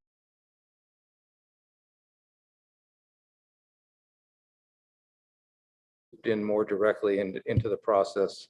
We really didn't get much visibility into what was going on with this until really the staff report, and we do have a restroom liaison. So it'd be good to make sure that the commission is looped in moving forward. I think we would all agree that a less expensive, lower maintenance gravity flow solution is the preferred option. But the location is important, and it doesn't sound like there is a viable location for this, except for site number 2. I do agree with the rest of the commissioners. I think it's we're unanimous in agreeing that the site, the 30 feet from Nelson, it doesn't fly. I know when we talked about this before, and we're looking at a second site, we were thinking in discussions it would be much further away from Nelson, 100 feet or more, near the entrance to the stadium on the Nelson side. That seems like that could be a workable option, but that doesn't support zero gravity flow. So even raising that 2 feet and having a raised area in the fence behind the fence in the green belt on the stadium, that wouldn't be a viable option. I mean, again, you'd have to raise the elevation of the soil in the area where the daylighted, and that would just add cost of a raised planter wall and would have impact on the existing trees that are there. They would appreciate that. Those would have to be removed probably to do that. So it's more difficult, definitely. So as far as the location, it's got to be adjacent to fields. It can't be across the parking lot. It's a safety issue. We're talking about kids wearing cleats, whether they're playing soccer or they're playing baseball or softball.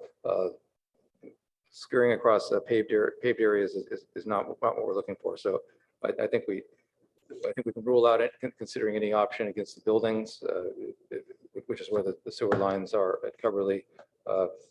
Nice thought, but that's not going to fly. I agree that the neighborhood concerns for the Nelson Drive option are significant, and we shouldn't consider that option. So I think we should be looking at the original location where we started, circling back at number 1. As far as 2 stalls versus 4 stalls, I'd really like to understand what the budget implications are for this, and particularly with respect to timing.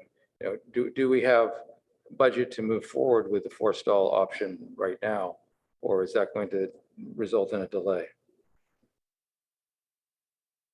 I'm going to have to get back to you on that. I believe that staff has requested the additional $250,000 in the next fiscal year budget, but that has not been approved yet. So I don't think that money is there right now. But from what I've heard is that we should be allowed to get that amount. So if we had to wait for next fiscal year's budget, we're talking about delaying the project 6 months? I don't think that there would be any delay. I think within that 6 months that we would go through all our design and permit process, and then at that point be ready to go out to bid just like we would if. Is there any downside to going with the 4-unit restroom that we should be considering? I don't believe so. No, just based upon the capacity of the field and the number of users out there, I think that it behooves us to have a little bit more robust and bigger unit out there. I recognize we could do outreach to the field users and stakeholders, but it's hard to imagine why they would not want, if we're saying, would you like 2 or 4? It seems from the survey information and the feedback that we've got from the community and the field users that first and foremost, they want a bathroom no matter what. And I think that they would be supportive of having a larger bathroom as well. Well, I support it if it doesn't change the timeline. Any commissioners have a further follow-up?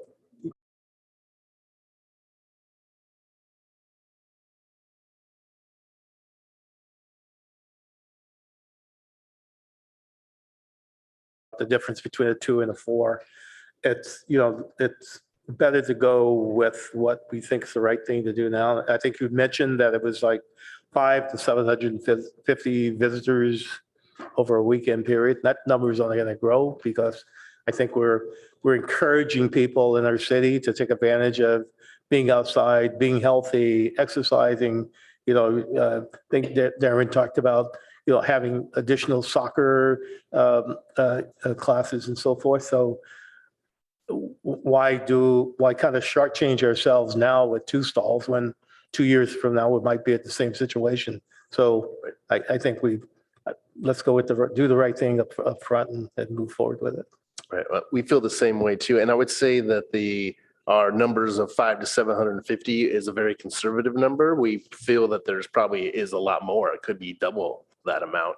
There has been no one has stood out there and actually done a census survey of the users out there, but just by the number of teams and how it's programmed, we can kind of get a rough estimate of what those numbers are. And like I said, that is a conservative number. So we do feel that there is more. I would like to address actually a couple of things too, just for the commission, because of Coverly and it not technically being park land.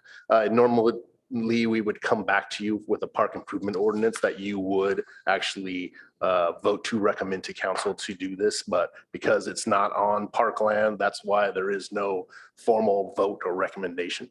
I would also like to thank the members of the Palo Alto Neighborhood Association, PAN.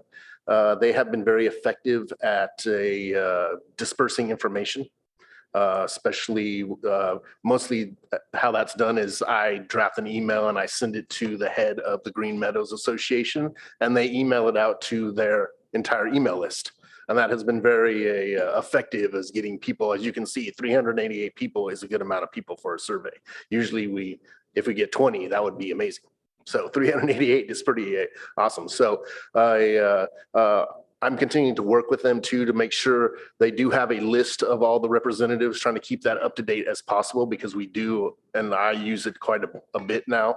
It definitely is a much easier way to get information out there. It's not an email coming from myself or a city, it's someone from their neighborhood. So people tend to respond to that more. So I do thank the representatives for taking their time and for forwarding my emails out.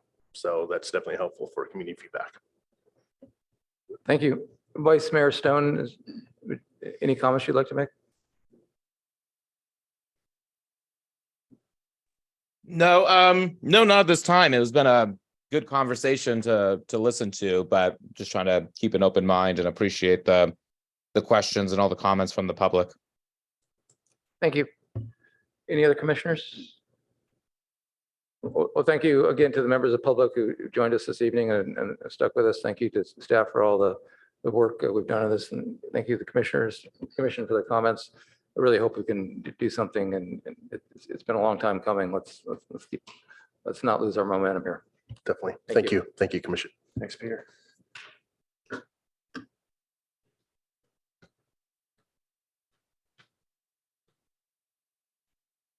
Our next item is the Aquatics Annual Report.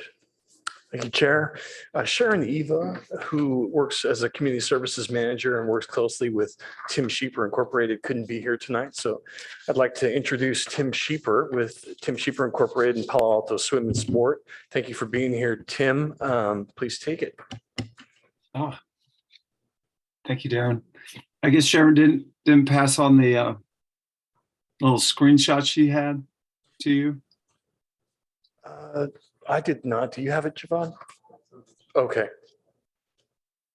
Is this the full presentation, Tim, that you're speaking of, PowerPoint? No, it was just one. Oh, It was just one, but I get no issue. I think Javon's got it. Oh, okay.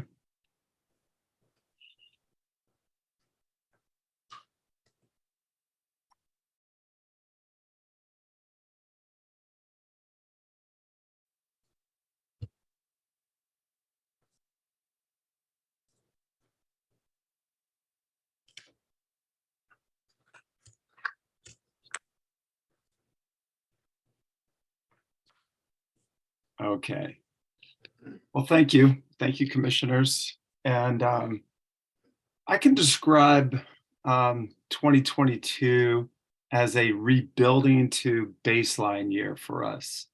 So as far as the basic operations, we had really high satisfaction from our patrons in in categories such as safety, administration, communications, water quality, and facility cleanliness.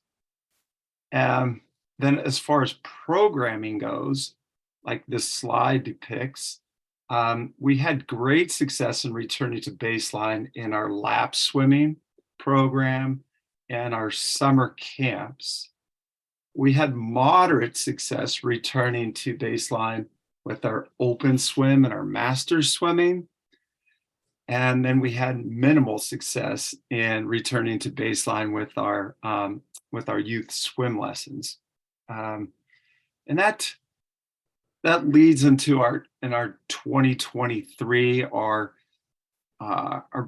basic goals in 2023 are focusing on increasing our staff numbers, and increasing our lifeguard staff numbers will directly relate to increasing the amount of open swim hours that we could have during this spring and summer and the early fall.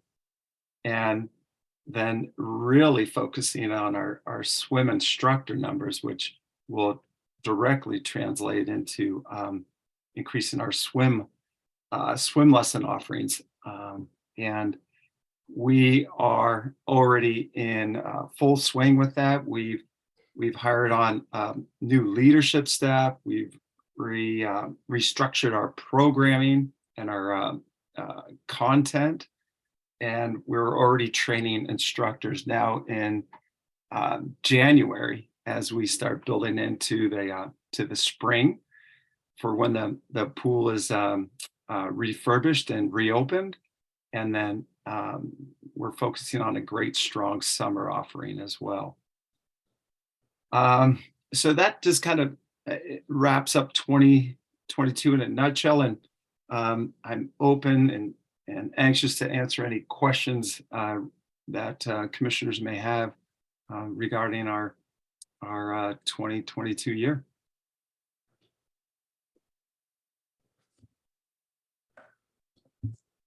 Anne, as our swimming liaison, would you like to start off? Yes, I Excellent. could.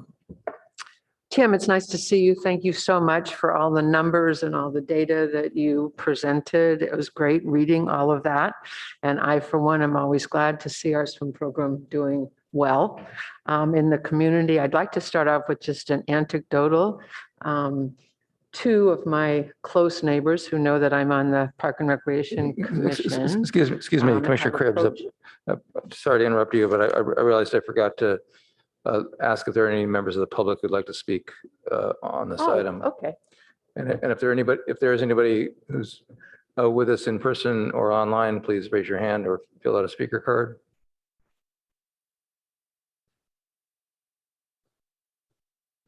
And it looks like we're good to go. So sorry for the interruption. That's okay. It's a short anecdote anyhow. Two of my neighbors both swim in the lap swim, and they have repeatedly commented how friendly the lifeguards are, how well managed the swim is, how much they love to come no matter what time of day it is. And it's just a really great program. It has a lot to do with the supervisors, Tim, I think, and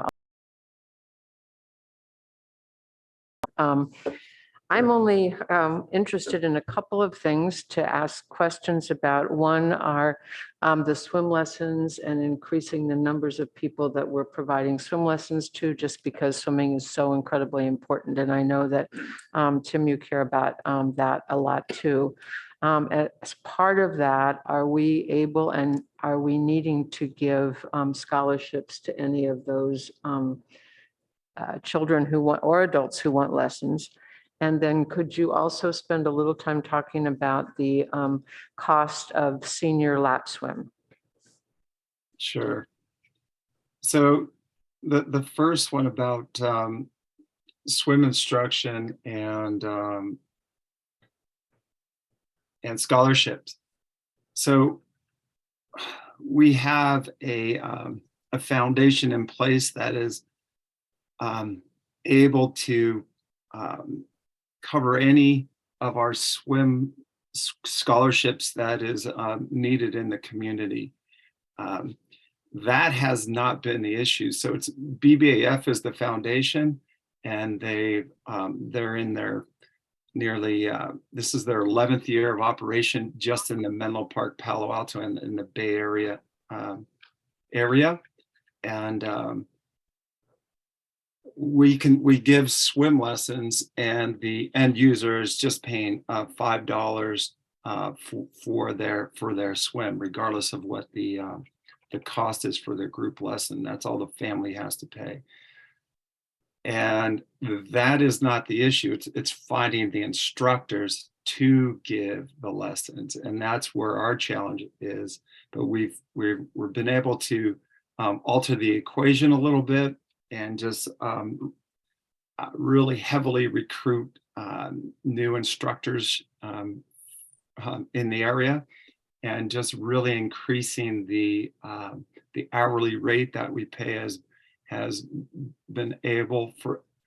enabled us to really build our team back up. So we're at this time of the year, we're already around 18 swim instructors. And then as far as the senior fees for lap swimming, next week will go into effect where there is going to be a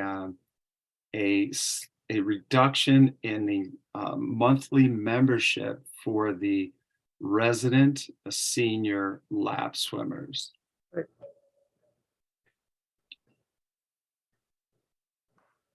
Good. I appreciate that. I know that you all said that you were going to work on that last year, and I'm really glad to see it coming to fruition.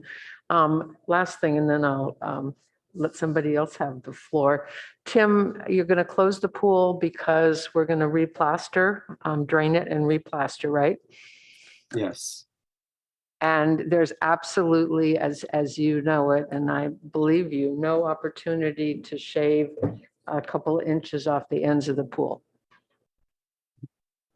Yes, and I think you and I have had a discussion on this, and we brought in Public Works, and that was a decision made by Public Works and the engineers there, because the walls have already been shaved, and any more would disrupt the integrity of that wall on the pool. Yeah, well, I thank you very much for explaining all that. I'm sorry we can't do it because it would be a great benefit to competitive swimmers, but so be it. Thank you. Thanks, Tim. Yeah.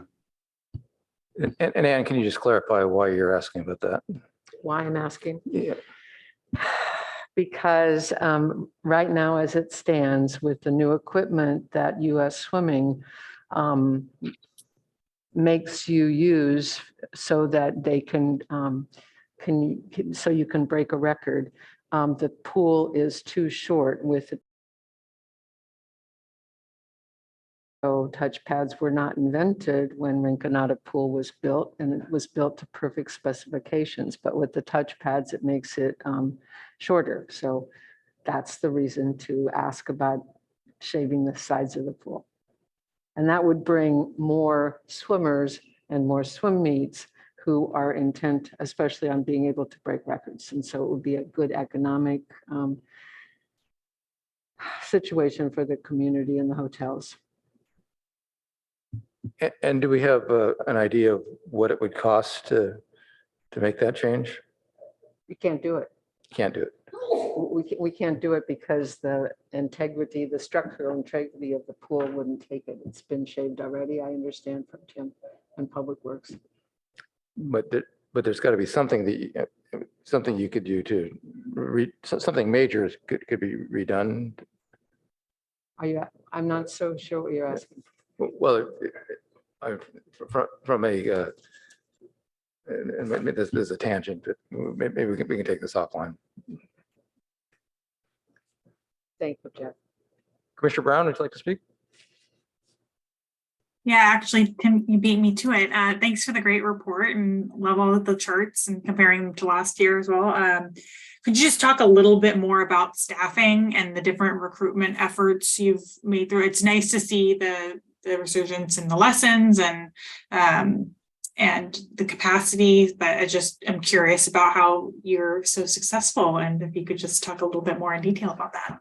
Yeah, well, it's basically just raising the entry level salary for all lifeguards and especially swim instructors, because that's where we suffered the most in the summer of 2022. So entry level swim instructors without any experience now are starting at $23 an hour, and with that cost of entry, we've gone from having one or two trickle in per month to dozens of people coming in. So then we're picking the best and then sending them through a training program that's already begun.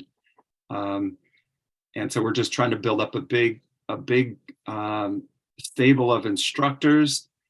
And we teach swim lessons year round in our Menlo facility because of really warm water. And we have the space, and so then we're going to share those swim instructors with renting out a pool once we open up in the spring and summertime for lessons. And we've increased the entry level or the entry compensation for lifeguards as well. So with no experience, $20 an hour, and then all the way up to $25 per hour, depending on how many years of service and experience they've had. So that's simply been the factor, the variable that changes the whole calculus of everything. Sure. Thank you. I remember this time last year, we were worried there was a mass exodus, and would they ever come back, and would we ever get more great talent back? So congratulations and thank you. Yeah.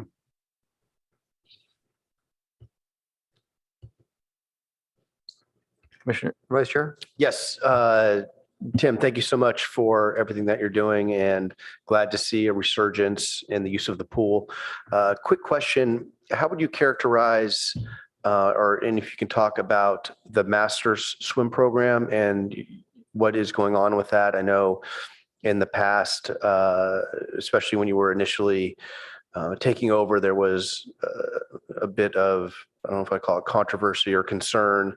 And if you can just speak to how you're currently running that and participation and just the overall feel of the master's program and how it's used.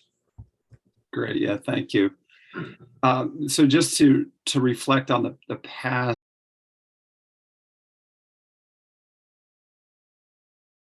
our issue was increasing the safety aspects of the Rinconada Masters at the time, and just trying to introduce some safety factors that were void, and that raised a lot of issues with the team at that time. And then the leadership of that program retired, and so we then took over the responsibility of hiring a coach, training coaches, and then operating the program.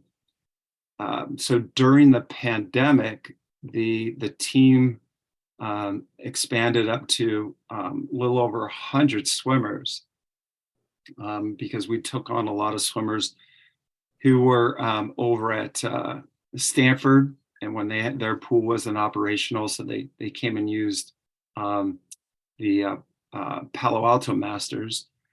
And we had for a period of time a solid, strong, growing program. And then as Stanford came back online, swimmers went back to their home pool at Stanford, and then we ended up with about 50 to 60 swimmers. And we've been hovering around that number, right around 50 master swimmers. we have had a lot of, I shouldn't say a lot, but we've had a number of coaching changes as we've been trying to find the right mix of coaching staff, because you have to put around 2 to 3 coaches in rotation to cover those early mornings and afternoon hours, because they only work on 1 or 2 hour shifts. And so right now it's stable, but I personally think there's a lot more potential. And once we figure out this, the coaching equation and finding that person with the that it factor and that talent factor, then we'll be up into the triple digits, because I think that's what the community can support. And what we've been able to do is share pool time with the lap swimmers in the mornings and in the afternoons, rather than have just blocked swim time just for masters or just for lap swimmers. So I think it's that shared time that's going to allow the program to expand in due time. So long-winded answer, maybe. No, thank you for the detail. I appreciate it. You're welcome. Commissioner Kleinhaus? Commissioner Oche? Thank you for your presentation. I'm glad to see the senior citizen fees for lap swimming will be lowered this year. I'm also glad to see that in the 2022 annual aquatic report, the respondents, had very high percentage satisfaction rates. I'm just curious to know what the number of respondents were for page 4. I know you have it on page 7 broken down in terms of how many respondents. Just out of curiosity, I wanted to confirm. Total respondents was 196 respondents. Okay, thank you. Yeah, it's shown, and there's the raw data, and that number shows at the top of the attachment with the raw data from the survey. Okay, I also wanted to find out from the responses you got for the survey, since it's a report, I was just to what residents responded to on page 7. So you had like a breakdown for the survey requests? Yeah. Yeah. And so that is very typical of what we hear people want, more time, more space. And the wonderful thing about our lap swimming program is, as you've seen from the other charts, is that it's grown much. There's many more monthly members using the lap swim program than it was even before the pandemic. So there's many more people coming to the pool, and the pool's having high usage. And so the lap swimmers are enjoying the program. They have a great experience, and they want more of it. And the greatest thing that we're seeing is people want more time in the evening. And then so there's a little complexity there, and it's not as simple as just giving them that time. There's 2 factors or 2 obstacles that we usually run into, and we are running into with this issue. One is the youth swimming program in place. So it's a legacy program. It's the Palo Alto youth swim team. They call themselves PASA. And it's an impacted program, and it's been impacted for a number of years, maybe greater than 10. It's a high quality program. It attracts a lot of kids from the neighborhood and the community. And they run out of space on a daily basis. They pack in like 10 plus kids a lane so they could swim. And so they use the pool starting at 4 p.m. and they go all the way into the evening, and they use all the lanes for that 4 hours. And this was pretty much going on prior to our arrival in at the end of 2017. So it's kind of a legacy program. And so altering that schedule is going to come with a lot of ripple effects. But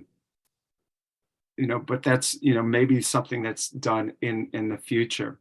That's issue number one of giving or providing the evening lap swim times. The other issue is staffing, because that would require a whole new staff coming in. Let's say if we finished PASA at 7 o'clock instead of 8 o'clock, then we'd have to bring in a whole new staff in to manage the lifeguarding and the customer service, et cetera. Not saying it can't be done, but that's the issues that we're currently dealing with. Thank you.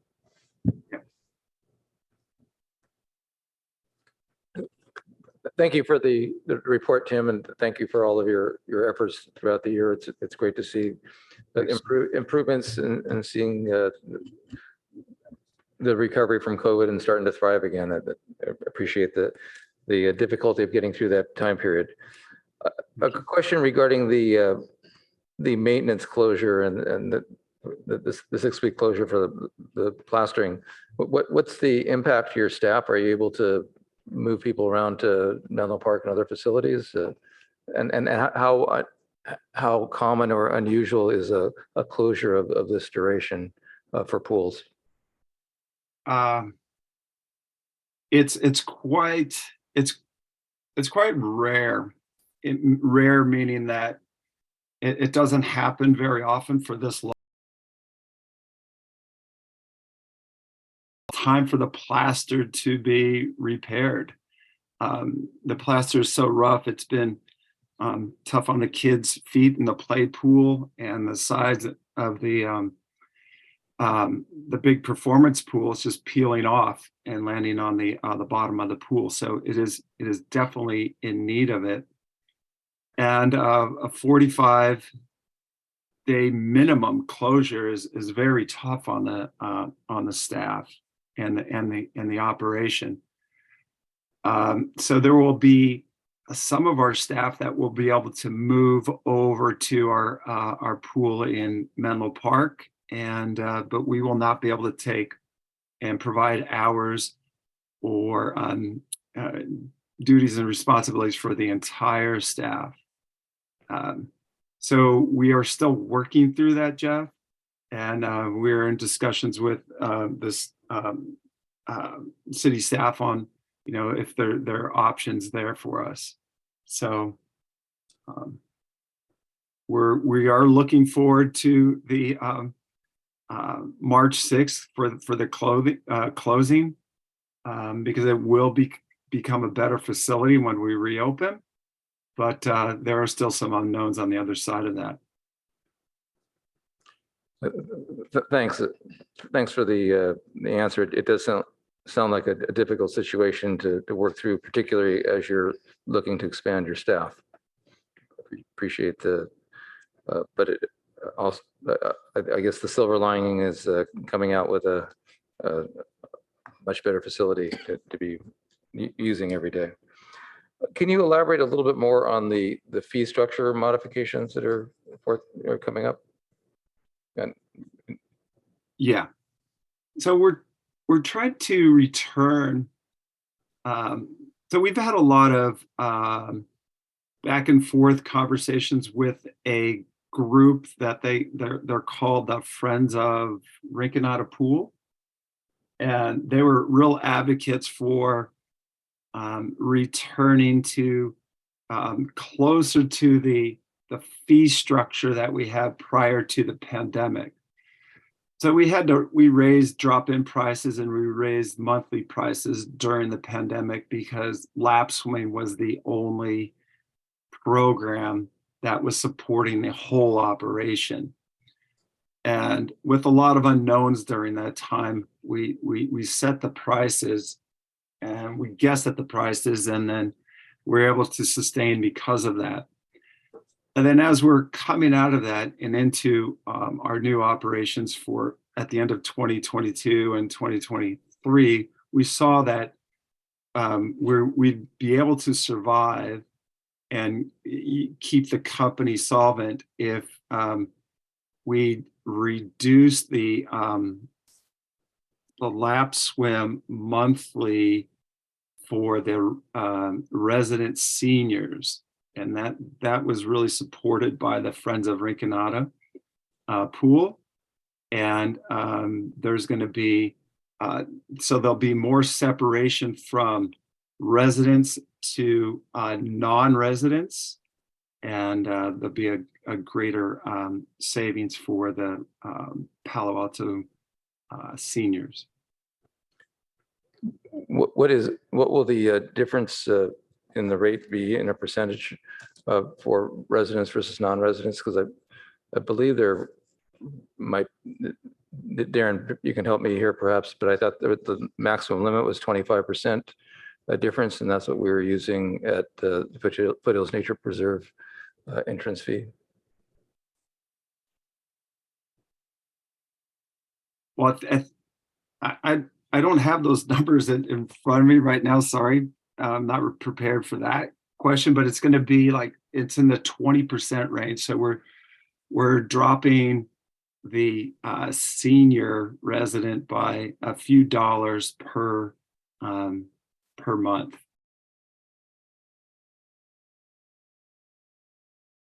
Regular open adult fees.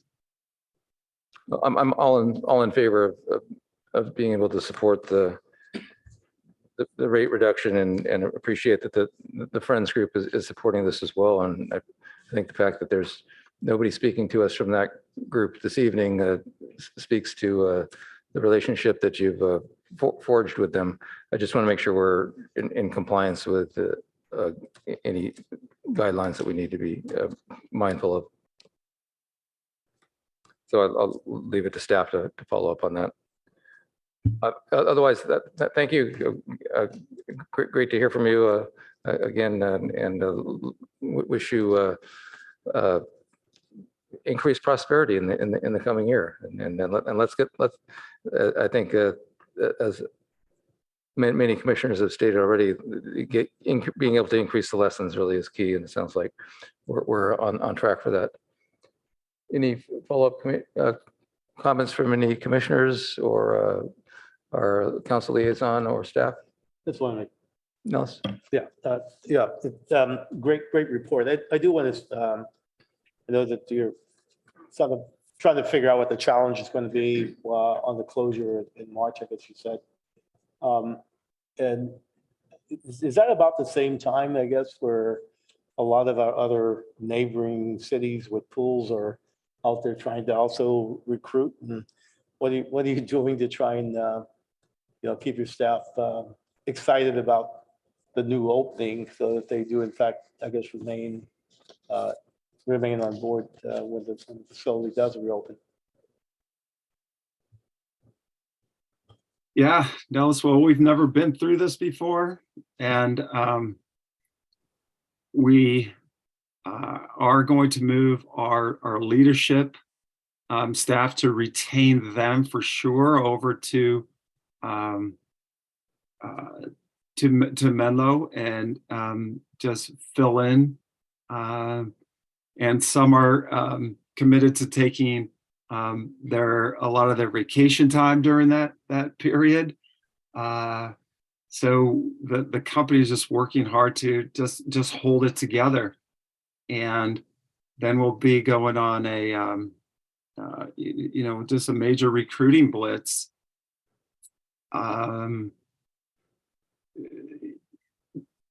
after or, during that period for the reopening, and just, cross our fingers that the weather is supportive of a 45-day closure and not an extended closure.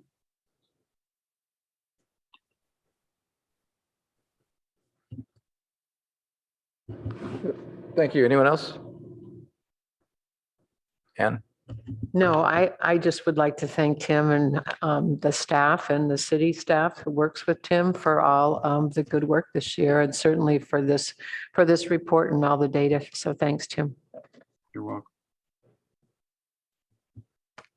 Thank you. We'll now move on to our next item, which is the golf annual report.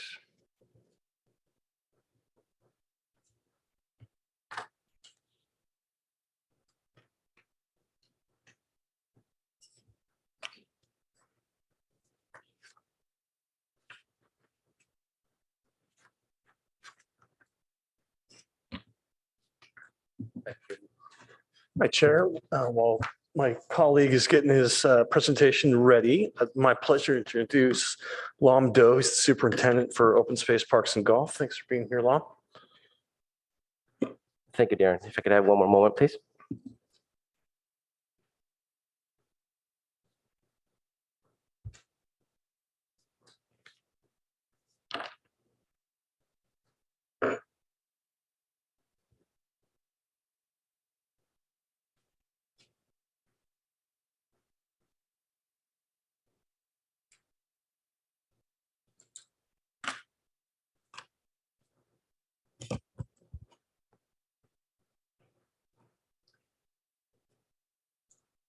Chair, would you like me to begin now, or shall I wait for Commissioner Freeman to return? Go ahead, please. Thank you, Chair. Good evening, Chair Greenfield and members of the Commission. I am Lam Do with the Division of Open Space, Parks and Golf. The following brief presentation is a supplement to the staff report on our golf course performance with a focus on financial performance and operations. This presentation is to be followed by a discussion and a Q&A session. For the discussion, I'm joined by David Hall. David is our General Manager of the Baylands Golf Links. We may also possibly be joined by Matt Malloy, who is the VP of Operations. He is actually traveling though, so he is questionable whether or not he'll be able to join us in between travel.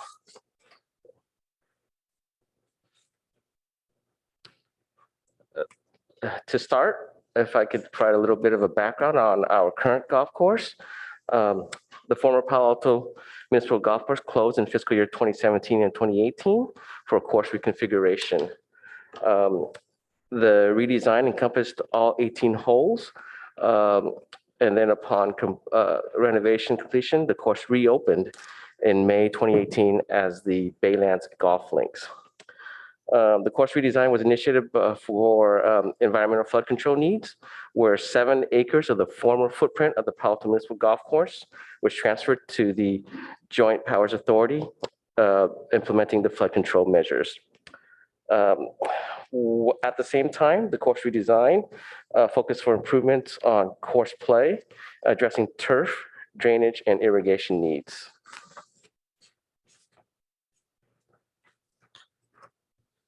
With the course redesign, we created a golf course that provided more interesting layout for golfers of all levels. In particular, the fairway turf also was chosen as a past pound grass, which is salt tolerant, allowing for more use of recycled water, addressing environmental needs as well.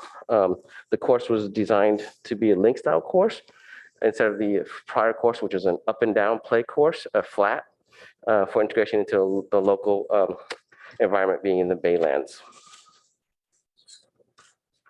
In May 2018, the course reopened as a municipal course named and renamed itself the Baylands Golf Links.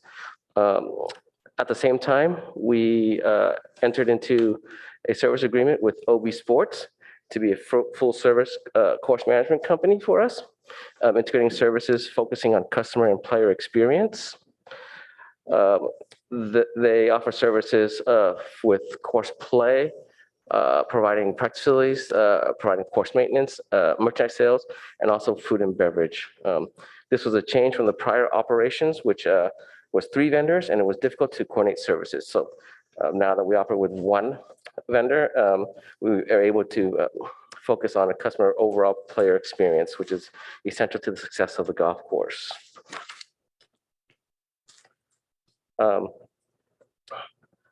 With a single operator, well-versed in presenting a premier yet public municipal golf course, it's now actually doing well financially for the most part. And taking a look at the financial figures, we have the first full fiscal year upon reopening, we almost achieved an equilibrium between revenue and expenses. We're a little bit shy of that. However, operating at a financial loss that first fiscal year was actually better than anticipated. We were able to, being in the first year, reattract our prior players and also bring new players in. And then in fiscal year 20, where things start to be on the uptick, we actually had a few setbacks. The end of the 2019 season, we had quite a lot of wildfire impact on air quality. We had, I think, about 10 or 15 days in 1 month itself of poor air quality.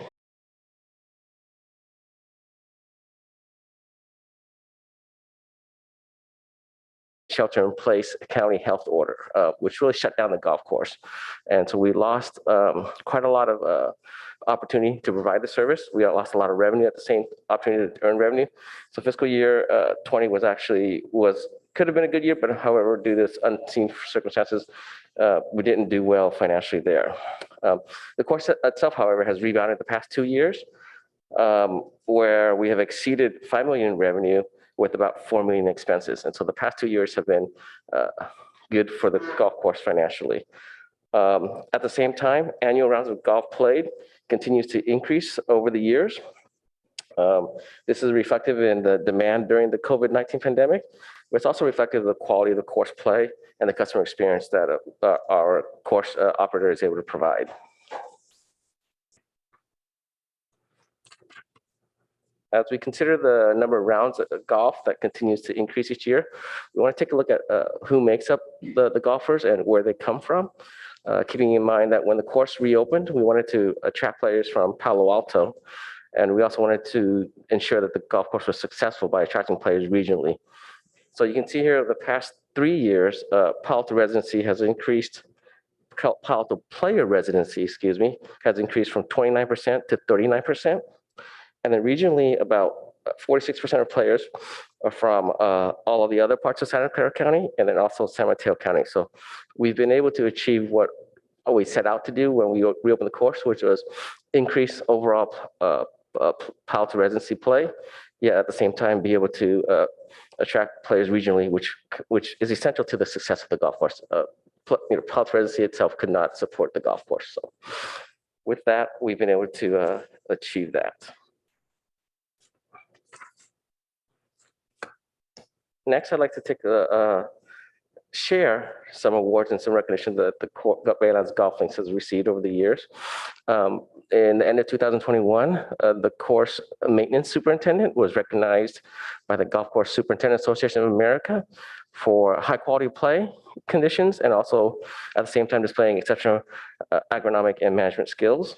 And then additionally, with over 900 golf courses in California, Golf Week magazine has ranked the Baylands Golf Links 18th, 19th, and 24th, respectively, in the past 3 years among golf courses that are open to the public in the state of California. So that's something that we think is, for the staff itself, it's something that they pride themselves in. When you consider over 900 courses in California, of course, that's a mix of public and private and clubs. But to be ranked 24th currently amongst public courses you can play in today, that's quite something, an achievement itself. Both these 2 recognitions are contributed to multiple factors. It has to do with the desirability and demand for golf play and the quality of Baylands Golf Links itself. And then before I want to transition to our discussion Q&A session, I do want to address another topic that's of the golf course that's been addressed with the commission before, and that has to do with the mitigation monitoring. And we discussed it separately with the commission, but I think in this instance here, maybe perhaps I could use this time to update the commission as well. I do have some information that I can update for in our discussions with the State Water Board. We've been in communication with the Water Board. They've given us some direction to follow in regards to how to get ourselves in compliance with mitigation monitoring. We've sent them an inventory that they asked for of what the current conditions are, and then we're waiting for their review. From their review, then we'll be working on initiating and continuing the mitigation monitoring of the golf course. So that's kind of what I have. And then I think what I'll go to next is go to the discussion. And I'm going to ask David Hall, our general manager, to join us as well and begin the discussion. Thank you.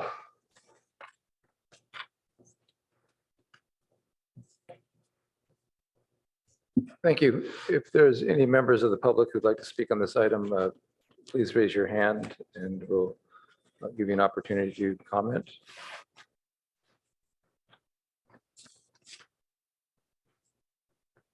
And it looks like we do not have any members of the public looking to speak this evening. Thank you for the presentation. I appreciate it. It's always good news to see numbers in the black instead of the red. So congratulations for that, and look forward to hearing what the commissioners have to say. Would like to start? And I will actually, before we start, I wanted to ask staff just for a little clarification. So the focus of this agenda item is the financial report and the operations of the golf course. We have had other discussions in the past about concerns about mitigations to the natural environment that are part of the golf course. And so to what extent are these appropriate and permitted to speak about on this agenda item? And to the extent that they may not be appropriate, where are we at with it? Where are we with those, and how will we be moving forward? Thank you, Chair, for your question and comment. You're right. This is probably best that we discuss the operations and financial performance of the golf course. I think we have some general overall questions about the environment and the mitigation monitoring. Perhaps I could answer them on a cursory level. I don't think it would be probably good to go into detail. For detailed discussion, I think we probably want to agendize it or have a more planned discussion separately. And is further discussion of that tied into discussion on the BCCP, the Baylands Conservation Plan, or is that a separate?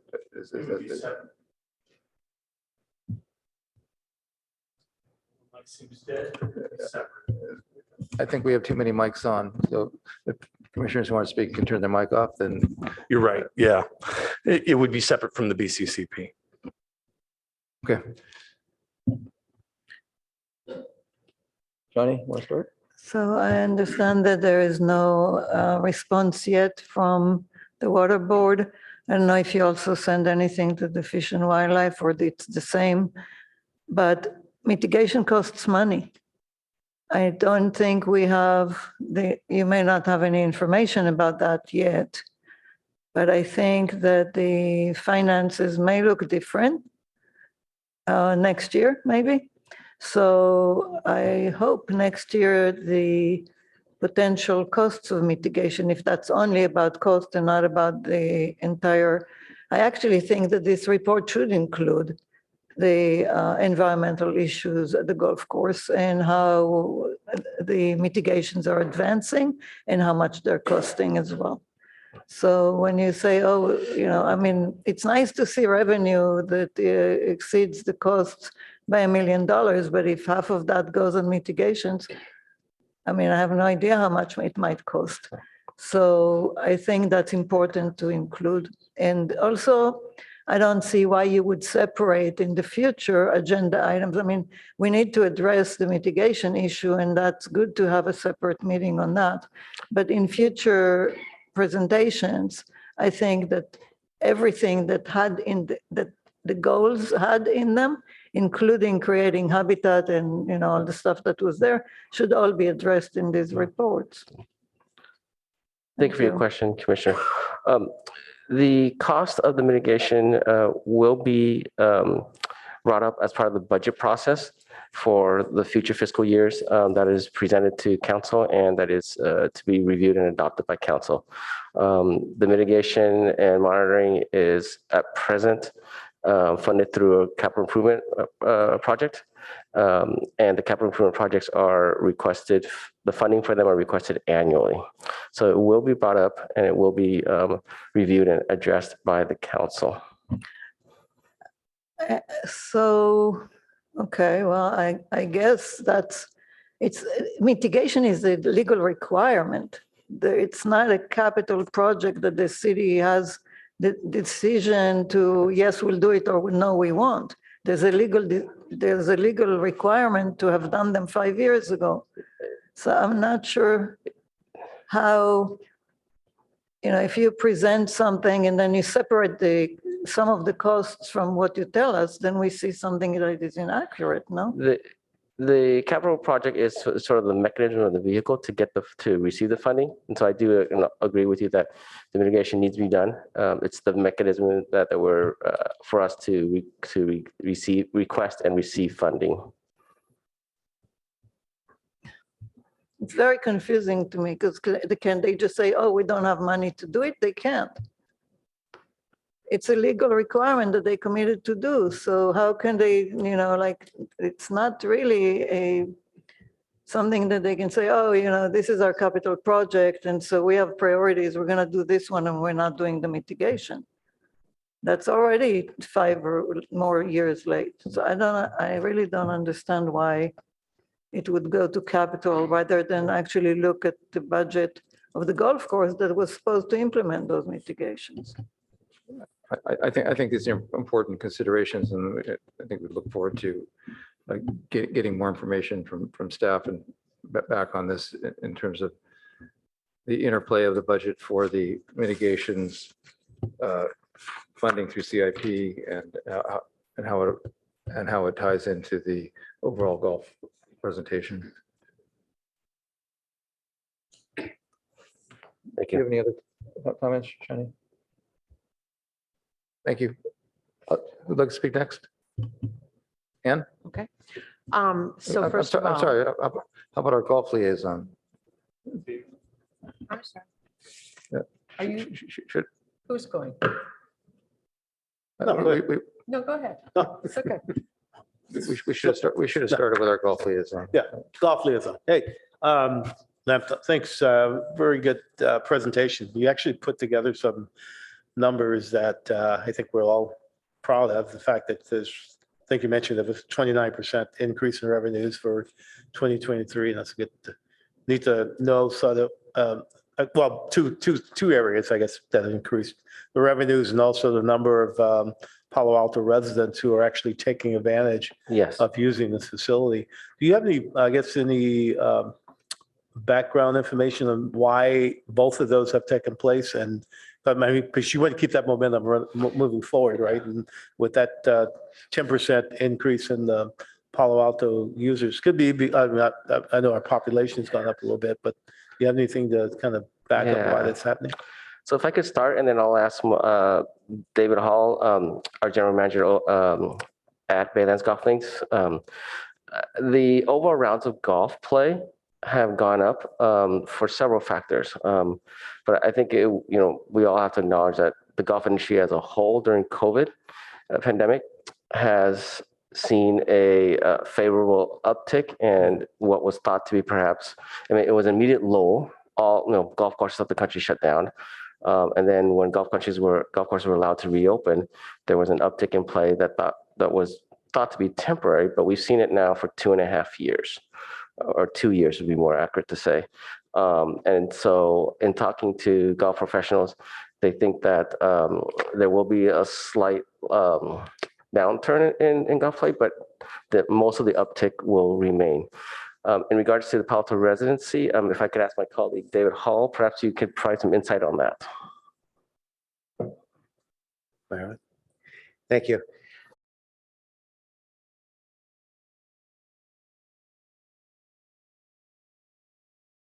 Boom, not just here in California, but nationwide. We saw it obviously at Baylands. I think it was a combination of a couple of things. One is the renovation of the golf course and the excitement of that. Many players, even today, still have not, that have played the old Palo Alto Municipal, still have not played Baylands. I hear that pretty frequently at the golf course. But COVID was definitely a factor in that uptick in golf nationwide. And we, as an industry, expect the level to come down a little bit, to recede a little bit from that high. However, not dropping to the point where it was pre-pandemic. So we'll still have more golfers nationwide, active golfers than pre-pandemic. So.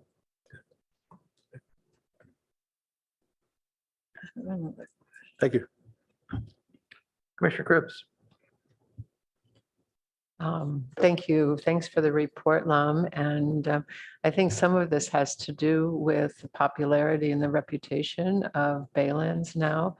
You know, I'm involved with golf on sort of a more statewide basis in the National Senior Games, and there is a lot of conversation among senior golfers about coming to Palo Alto and playing on the Baylands course. And so I think that is a good thing. So even if we decline a little bit next year because of the popularity and the reputation of Baylands, I think it's going to be really good. So kudos about that. I guess at some point, will we hear some conversation about some of the programs for youth and also the progress on the first tee in the future? I missed the fact that this was fiscal only, that it was all about finances. And I know we're all, at least I think we're interested in programs that we're offering to the community and to youth, and where we're going with the first tee.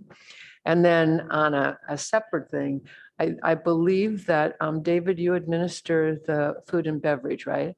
That's correct. So is there any ever discussion among all of you about the clubhouse and the restaurant facilities to improve or enhance them? I'm probably going way off the agenda here, but I just wondered if that was something that you're thinking about. I will just note that there is, I think, in that master plan, a second stage to update or upgrade the food and beverage in the offices. And I'll leave, I guess, the rest of that discussion to Mr. Doe. Thank you, David. As a city-owned facility, the improvements would be something that the city would need to consider, and whether or not we move forward with that. I've had some discussions with the city's facilities team to see whether or not this is something that we want to push forward with at this time. I think you are aware that annually the capital improvement projects throughout the city are proposed by multiple departments, and we look at what the available budget is, and then we prioritize projects. At this time, a near future expansion of the facility is not on the horizon. It doesn't mean that we wouldn't be able to consider it in future years, but just considering the available pool of funds versus the needs throughout the city, it is not on the near horizon. If I could answer to your other questions, in regards to programs offered at the golf course, approaching youth, we do have two programs. You brought up the First Tee, using our facility as a teaching facility, and then we also have a youth on course program. So we do have an agreement with the First Tee to work on establishing and finalizing a partnership that is still in process. It's a long-term partnership where they would facilitate and fundraise funds to improve facilities, practice facilities in particular. And so that is a partnership that is pending in the near future. I think I'll ask David if he could expand on programming though for youth and discuss perhaps the Youth on Course program and a little bit about the First Tee and perhaps the high school program as well. Great, thank you. So the Youth on Golf Course program, you probably know, is actually administered by the NCGA, Northern California Golf Association. It provides discounted rates for junior golfers. The junior golfer pays $5 at the golf course. The golf course is reimbursed an additional $5 by the NCGA for that. In the year 2022, we had 1,100 rounds generated from the Youth on Golf Course. In addition to that, we had another 2,500 rounds paying the junior rate, which is a $15 rate. So about 3,600 rounds of junior play. And then in addition to that, of course, we have the First Tee of Silicon Valley. They have 4 seasons, spring, summer, winter, fall. Those are 8-week programs. And they had a total of 258 participants this past year. 20% of those participants actually received some sort of financial aid, whether partial or full tuition for that. Of those 258, 35% were girls, 65% boys. A little more demographic on that, 84% of that total are minorities, non-white. So a large percentage of that youth on course. 36% of those at our property are Palo Alto residents. Another 5% are from East Palo Alto, and then 16% from Redwood City. More programming that we've had there this past summer, and we'll continue it this summer. We had 5 separate 1-week sessions of junior golf camps. We had a total of 100 kids in those junior golf camps. And then we're planning a spring break junior golf camp this coming April 3rd through 7th. So we'll grab another 20 or 24 kids for that program. In addition to all of those programs, we have the individual golf lessons. And this past year, we had 3,400 hours of instruction provided for pay. So those are kind of the nuts and bolts of our player development and instruction programs. Great, thank you. Thank you, and thank you for including the number of girls that are participating. I appreciate that.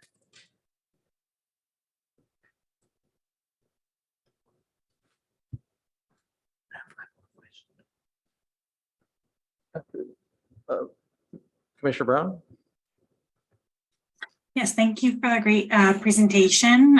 It's nice to see, again, the great revenue numbers, especially with all of the environmental and sort of unanticipated factors with the air quality as well as the storms. I think, unfortunately, things like that are the new normal, but it is nice to see that municipal golf has been able to withstand that. And I apologize for the pun, but I think we hit a little bit of a stroke of good luck when we did the renovations, timing with COVID, and then being able to retain that level of interest in the course. So the investment seems to have been paying off, and we've hit our stride with getting a consistent group and a lasting power. So I think as long as we continue to look forward and sort of anticipate things like bad weather, air quality, to handle those, I'll look forward to a equally positive report in the future. Thank you. Thank you, Commissioner. Vice Chair. Yes, thank you so much for the report. I do have a couple questions on the golf shop and the restaurant. I know the golf shop, we were questioning a couple years ago how the performance of that was going and the revenue, and just was curious for an update on those two areas of the golf course.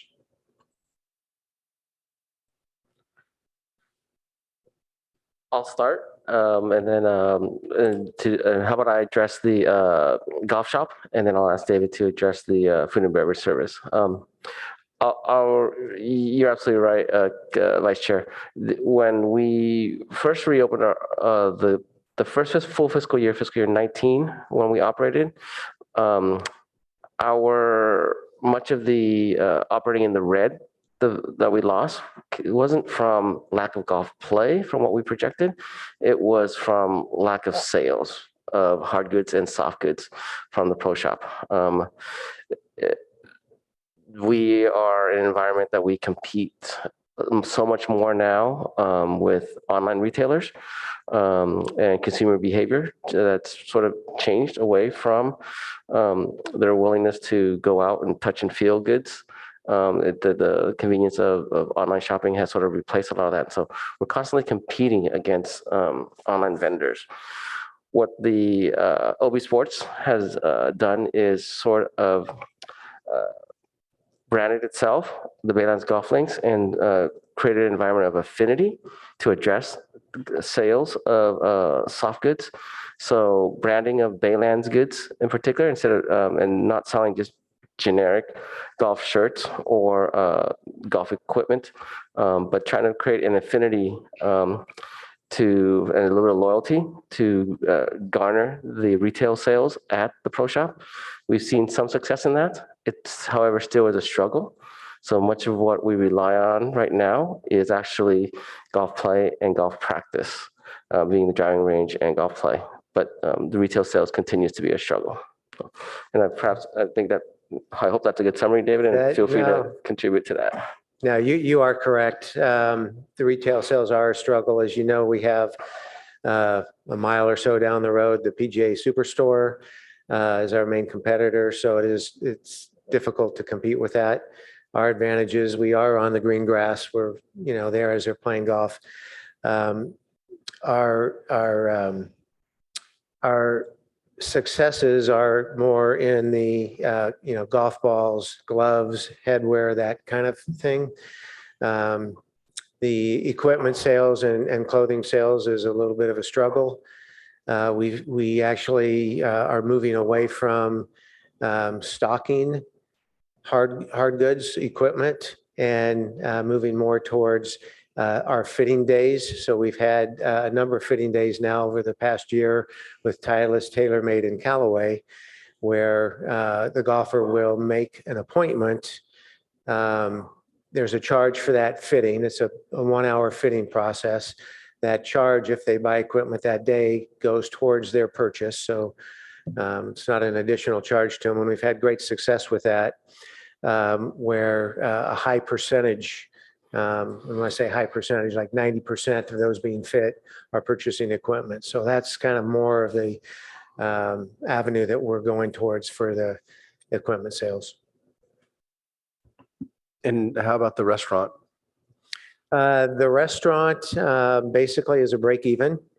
There's just not enough activity. We do, obviously, the golfers, we have that business, and then some localized businesses there will come over for lunch. We've developed some nice relationships with those businesses where they're beginning to bring back some of their group meetings and those type of functions.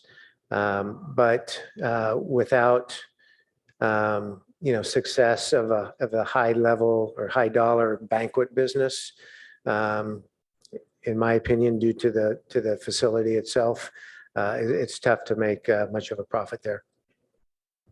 And then, Lom, in terms of there's $5.3 million in revenue. What's the net fiscal impact for the city, what does the city see in terms of direct revenue from the golf play and the sales? Yeah, so the revenue is one side of the equation. The other side of the equation is what the city pays to operate the golf course and also for debt service. Debt service being the payments that the city makes annually for having taken on debt to renovate the golf course. So two sides of the equation. We've been fortunate the last 2 years we've been operating in the black and not in the red. And the golf course as it's established right now is part of the general fund. So in any year that whether the golf course operates in the red at a loss or operates in the black at having been exceeding revenues over expenses, it goes to the general fund. So the general fund can either benefit from it or will be asked to absorb the loss. General fund, of course, is not necessarily holding on to the funds. General fund funds everything, all programs throughout the city. But do we have a number of what that amount is that goes to the general fund, or the amount that the general fund paid in this last fiscal year? Yes. All revenue, 5.3 million in last fiscal year went to the general fund, and all 4.2 million in expenses came from the general fund as well. So you would say then there's a net profit of $1 million essentially to the general fund, or does OB Sports see a portion of that revenue? The net of about 1.1 million is to the general fund. Within the expense category is the compensation to OB Sports. Thank you. And then last question is, what high schools do we have relationships with in terms of their golf teams using the course, and what do we charge those schools for use of the course? Sure. Thank you for that question. We have a big demand from high school sports at Baylands, and we can't accommodate it all. So we are have active participation with Gunn High School and Palo Alto High School, both boys and girls teams.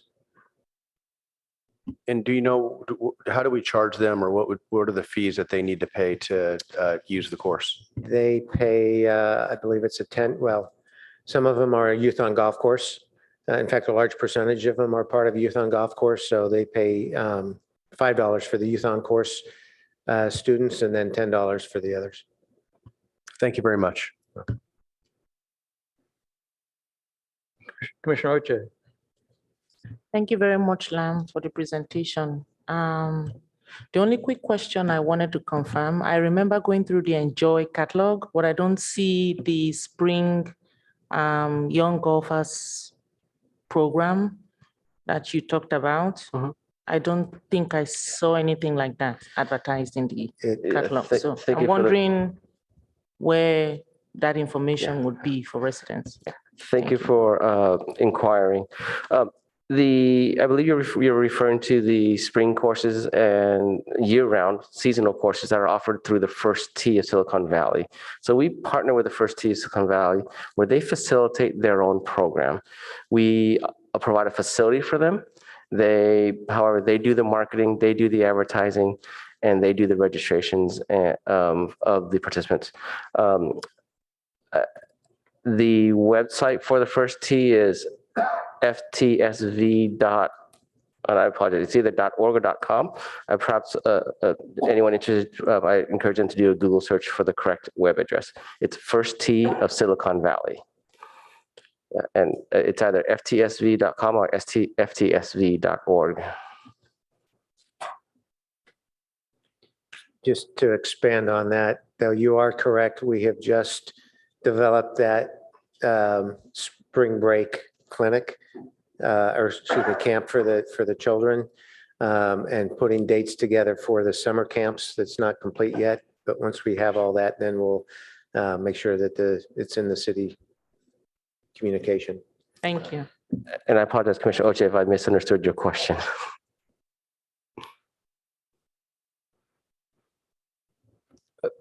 Thank you for the report, and David, thank you for being here with us this evening. Thank you for your time.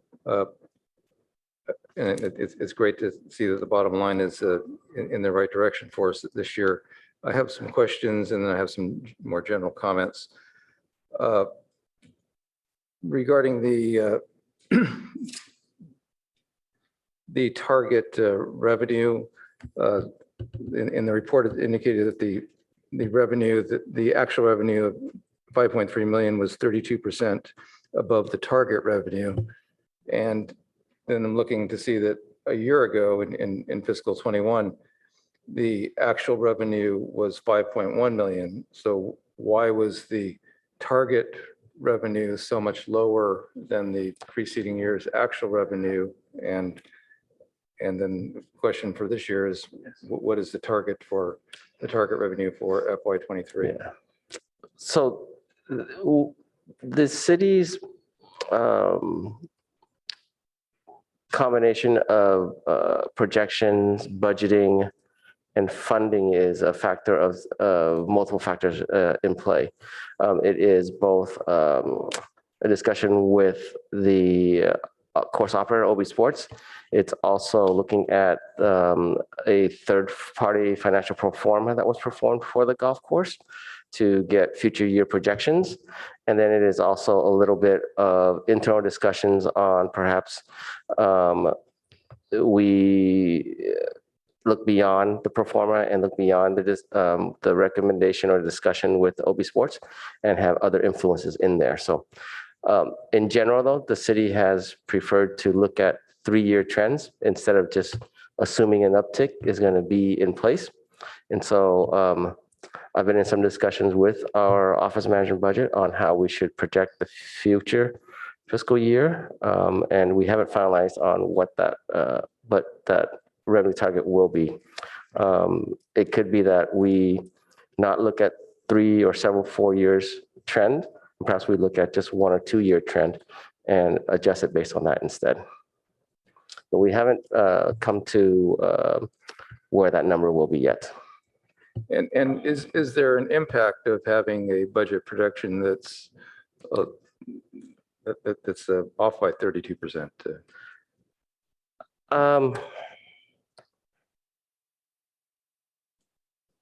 I think that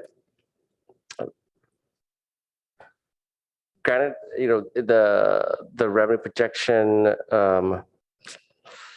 may seem low, but I think the overall final number, what really matters is the actual that comes in versus what the expense is. That's the number that really is the bottom line, whether or not the golf course is doing well. Could you repeat that? Could you repeat that, please? Oh, recognizing that what you bring up, the golf course revenue, actual revenues being 30% higher than the projection, and perhaps the projection needs to be adjusted.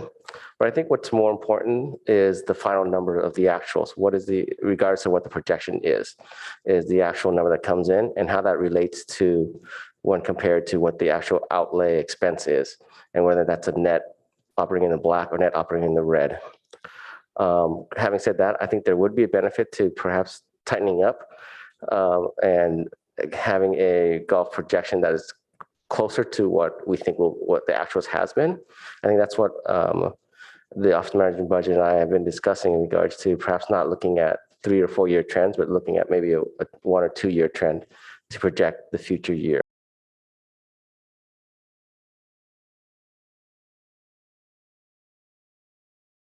The budget process for next fiscal year 20 is we're in the early stages of that.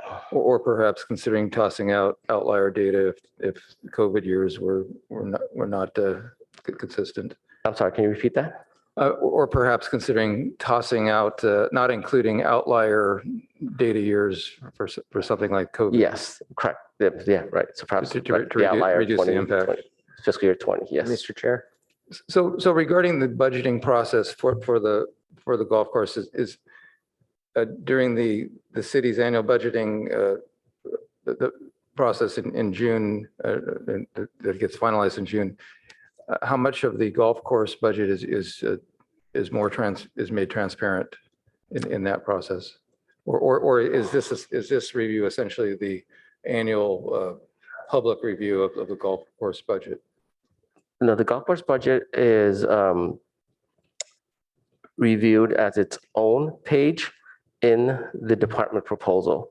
So the department proposal it includes by division, but in particular, there are two programs in community service department that are called out individually, and that's the golf program and the human services program.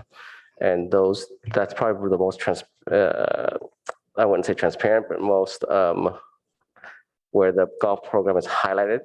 I think that's a good way to say it. Where all expenses, all types of revenues, including debt service, is outlined in the budget process.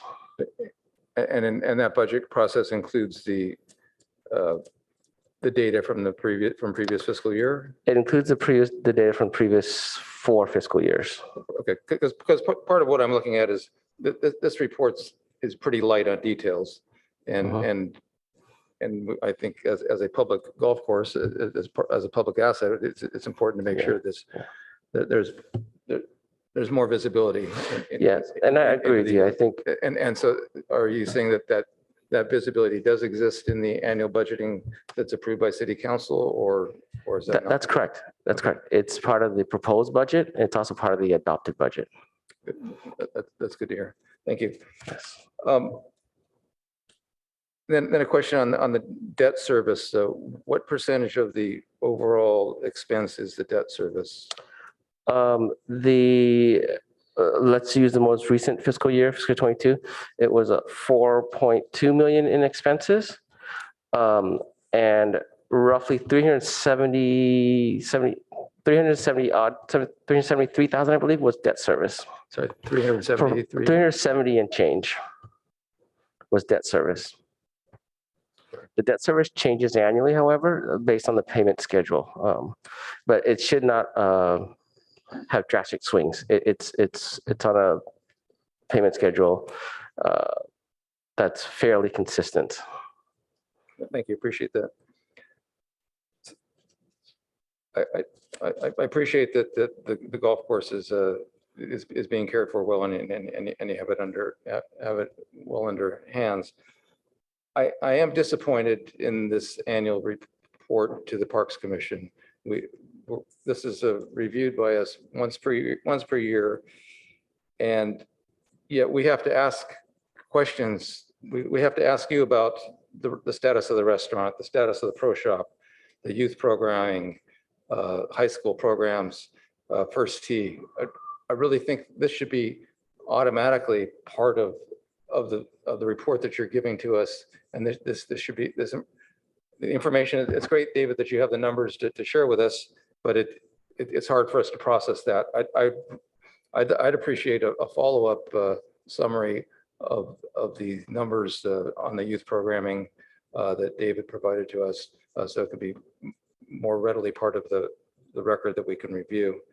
I also think that the bigger picture in terms of the environmental mitigations as part of the golf course should be discussed at the same time. If we need to make it a separate agenda item as part of the same meeting, let's do that. But I think it's part of the bigger picture, and I think moving forward, I think this is an important goal to aim for. And I would encourage staff to work directly with the commission golf liaison, and I would ask the golf liaison to review the information that's going into the report before it gets agendized and provide feedback to make sure that a more complete picture, a complete story is being provided to the commission.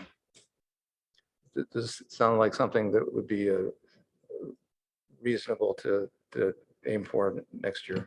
Yes, we can do that. Thank you. Appreciate that. And with respect to the natural environment mitigations, we definitely want to prioritize getting that to the commission as a separate item sometime in the early part of this year, and then as well as including it an annual follow-up on that at the same time that we hear from the business and the financial and operations report. Thank you. And that's my opinion. interested in hearing how other commissioners feel about this. And I also know that Commissioner Kleinhaus had something else that she wanted to say that covers it. I'm seeing a lot of heads nodding. There's that. Maybe I could say anything. I'll keep going. No, I won't. Any other comments regarding the golf report?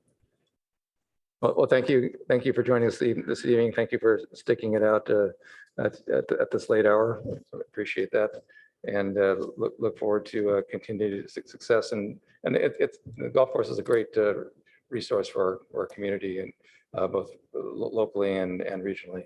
So thank you for all your good work there. Thank you, Chair, and thank you, fellow commissioners, and thank you, David, for joining us as well. Thank you all. Thank you. Next on our agenda is the ad hoc committee and liaison updates.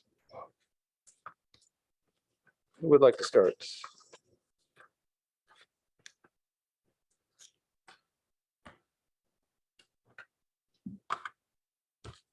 Anyone? Does anyone have anything to report?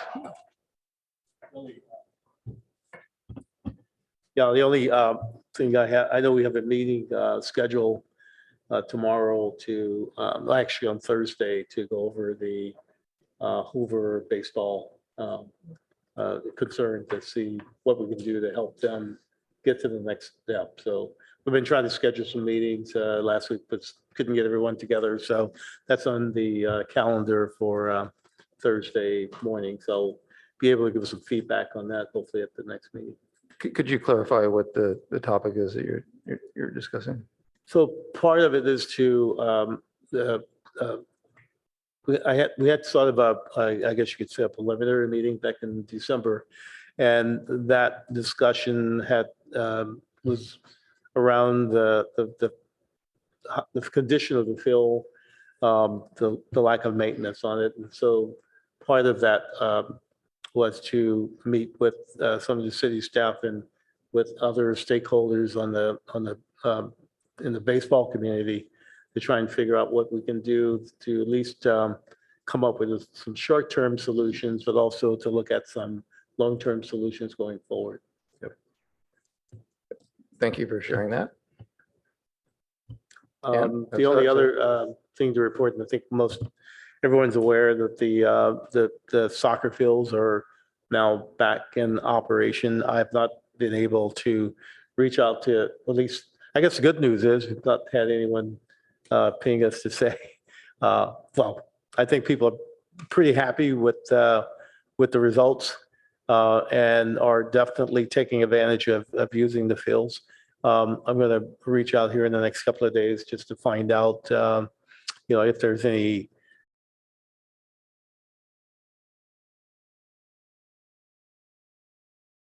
timeliness of how the problem was resolved. I think going forward, we want to look at things like making sure that we're doing maintenance on the fields and so that we don't kind of find ourselves in the same predicament that we were in here in the last few months or so. Ann? Sure. Yes. Thank you for the information about the Hoover Park, because that was on my list to find out how that was going along. So I think all the commissioners were aware that we were going to come and talk about the Recreation Wellness Center tonight. We appreciate being able to push that off until we gather a little bit more information and do a little bit more research. So I think at this point, the plan is that on our liaison and ad hoc reports next in February, we will talk briefly about the plan for community engagement. And then in the March meeting, we will make a presentation to the commission. I'm happy to answer any of the questions about that. Great, thank you. Okay, then in terms of the skate park, I think looks like they're making some progress, and we're going to meet with our ad hoc. We'll meet with Darren on next week to talk about the city's role.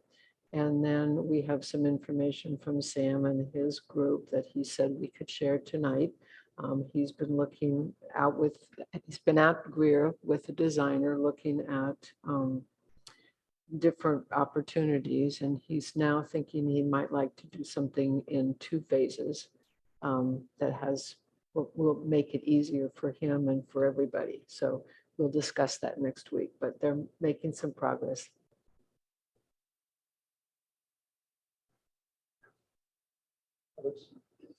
So just to ask Jeff and Nels, do you have anything that you want to add on our ad hoc? Perfect. Thank you.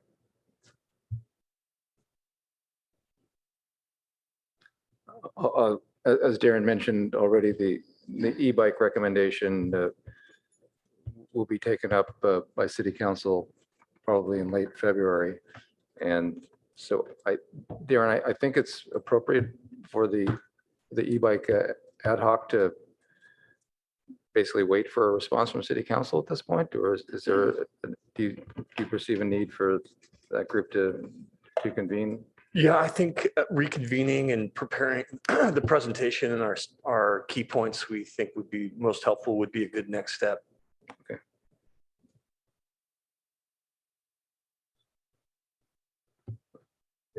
Comments from any others? Yeah, I just have a couple comments. Just ongoing conversations with the group from Barron Park on dog parks, and continuing to work with staff on the North Palo Alto options there. And I just wanted to point out that, and thank staff, that the Pierce Park Dog Park it has a bunch of mulch in it. It seems to have fared very well with the storm, and the maintenance of it looks really great. There's new benches there. There's some improvements to the water station, and people seem very happy with that. So I just wanted to pass along that feedback. And then this one is through the PAUSD city liaison, but it also touches a little bit on Cubberley for you, Commissioner Freeman, is that the superintendent sent out an email in his update saying that conversations are resuming between the city and the school district on Cubberley. And so that information went out to everybody that's on that distribution list. So just as an update for this group. And that's it. Thank you. Darren, regarding the recommendation that the commission, or the action the commission took regarding the Mitchell Park Dog Park, has that gone to City Council for approval yet? Yes, it's gone to a council and has been approved. Now we're in the purchasing process just to get it to go out to bid. Okay. It's been a bit of a backlog of projects, and so it's in the queue. It hasn't gone out to bid yet. Okay, so there's no ETA for that at this No. point. Thank you. I should say, Chair, just on that topic, we talked about Pierce Dog Park faring well. The same cannot be said about the existing Mitchell Dog Park. It did not fare well. All those improvements that we highlighted the need for were really brought to the foreground with this flooding. So the drainage that's so awful contributed to a huge lake out there. Staff cleared it, but it's a problem. So we're really looking forward to this project and making that place better. Thank you. And I did experience the river at Hoover Park as I was biking through one day and didn't wear the right shoes. If there are no more items to discuss on the ad hocs, we'll move on to Commissioner board member questions, comments, announcements, and our future agenda items. First off, does anyone have any questions or comments, announcements before we get into agendas? I think we've made some of our comments in the last round, and our liaison Vice Mayor Stone, anything you'd like to comment on? I would just say I'm looking forward to working with the commission this year. I personally requested the mayor to place me as a liaison to this commission. I value the work that you do, and I appreciated the conversation at the beginning of this meeting regarding the annual survey. And I think some really, I found it to be very optimistic in the area of parks and open space and the commitment to climate change that the community has. My reading of the discussion last night at council was that there seems to be a lot of excitement moving forward and really kind of embracing the data that we got from that survey and really continuing to invest in parks, open space, and SCAP goals. So I don't have much to report tonight, given that's the beginning of the year, but encourage any commissioners who are interested. We do have our retreat on Saturday where we will be discussing our goals and priorities for the year. So if there's anything that the commission is interested in, or just individual commissioners, I'd encourage you to attend the retreat. It's at Mitchell Park Library, starts at 9 a.m., should go to 4, and a good opportunity to be able to get in front of the council and express your hopes for the year. So thanks for having me, and looking forward to working with you all. And if anyone is interested in grabbing a cup of coffee with me and getting to know each other one-on-one, I'm happy to do that. I'm sure the clerk can share my contact information with you. You can also find it on the website. Thank you, Vice Mayor, and appreciate you taking the time to be with us this evening and actively pursuing serving as our liaison this year. And I know you have a lot of experience having served on a Palo Alto Commission, on the Human Relations Commissions for many years, so you have an understanding of the commission. I want to welcome you to the Fun Commission. Thank you. I'm looking forward to it. Okay, shall we move on to agendas coming up? Sure. Thank you, Chair. One of the items for February will certainly be the commission attendance policy. So our city attorney, staff member who represents CSD, will be here to present to you on that and walk you through that process. The chair and I met a little bit before last month and talked about learning what some of the other commissions are doing with that so we can report it out. Javad Godes had helped research a little bit on that. So we've got some information that we could share with you to say, here seems to be the trend with the other boards and commissions and where they're leaning, which may help inform you a little bit. And again, our city attorney's office representative will help highlight that too during his presentation. And we are expected to have made a decision on that by the end of February, if I understand correctly. So that'll be in action. Yes. Yeah. And we've got two potential topics, the BCCP, which we discussed quite some time ago. There needed to be some follow-up, and I just got overwhelmed with other projects that needed attention. So we need to get back to that one. I think the next steps are to set up a meeting with some of the key stakeholders and start talking about, can we make this something that's going to be successful and move forward eventually to council approval. So that's potential. And then another one would be the Foothills Nature Preserve. Ideally, we would have the new supervising ranger. His name's Mike Warner, present. You get to meet him and he can talk you through more specific ranger activities at Foothills that I think would be of great interest to the commission. So I'll see if we can maybe get him to come in, and if not, perhaps that's a better one for March.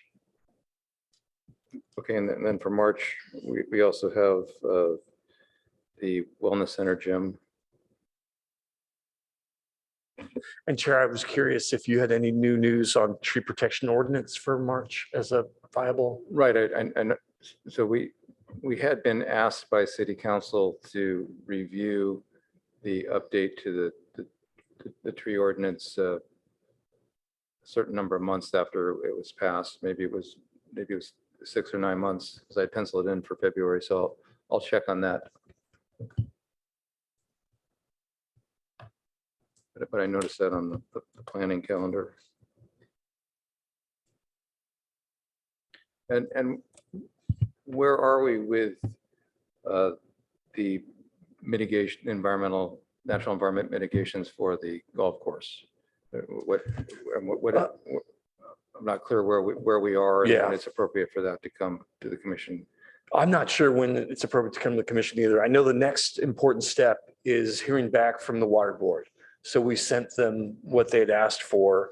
And their next step is to get back to us and say, here's what we want you to do with this. Okay, so we now understand where you're at. This is what we want you to do.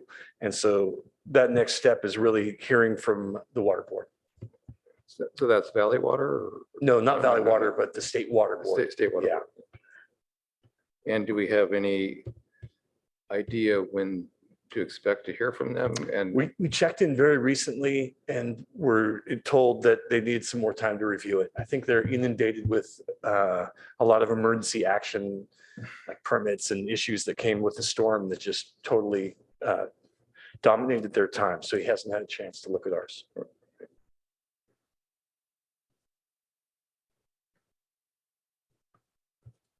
any other items that commission members would like to suggest for upcoming agendas?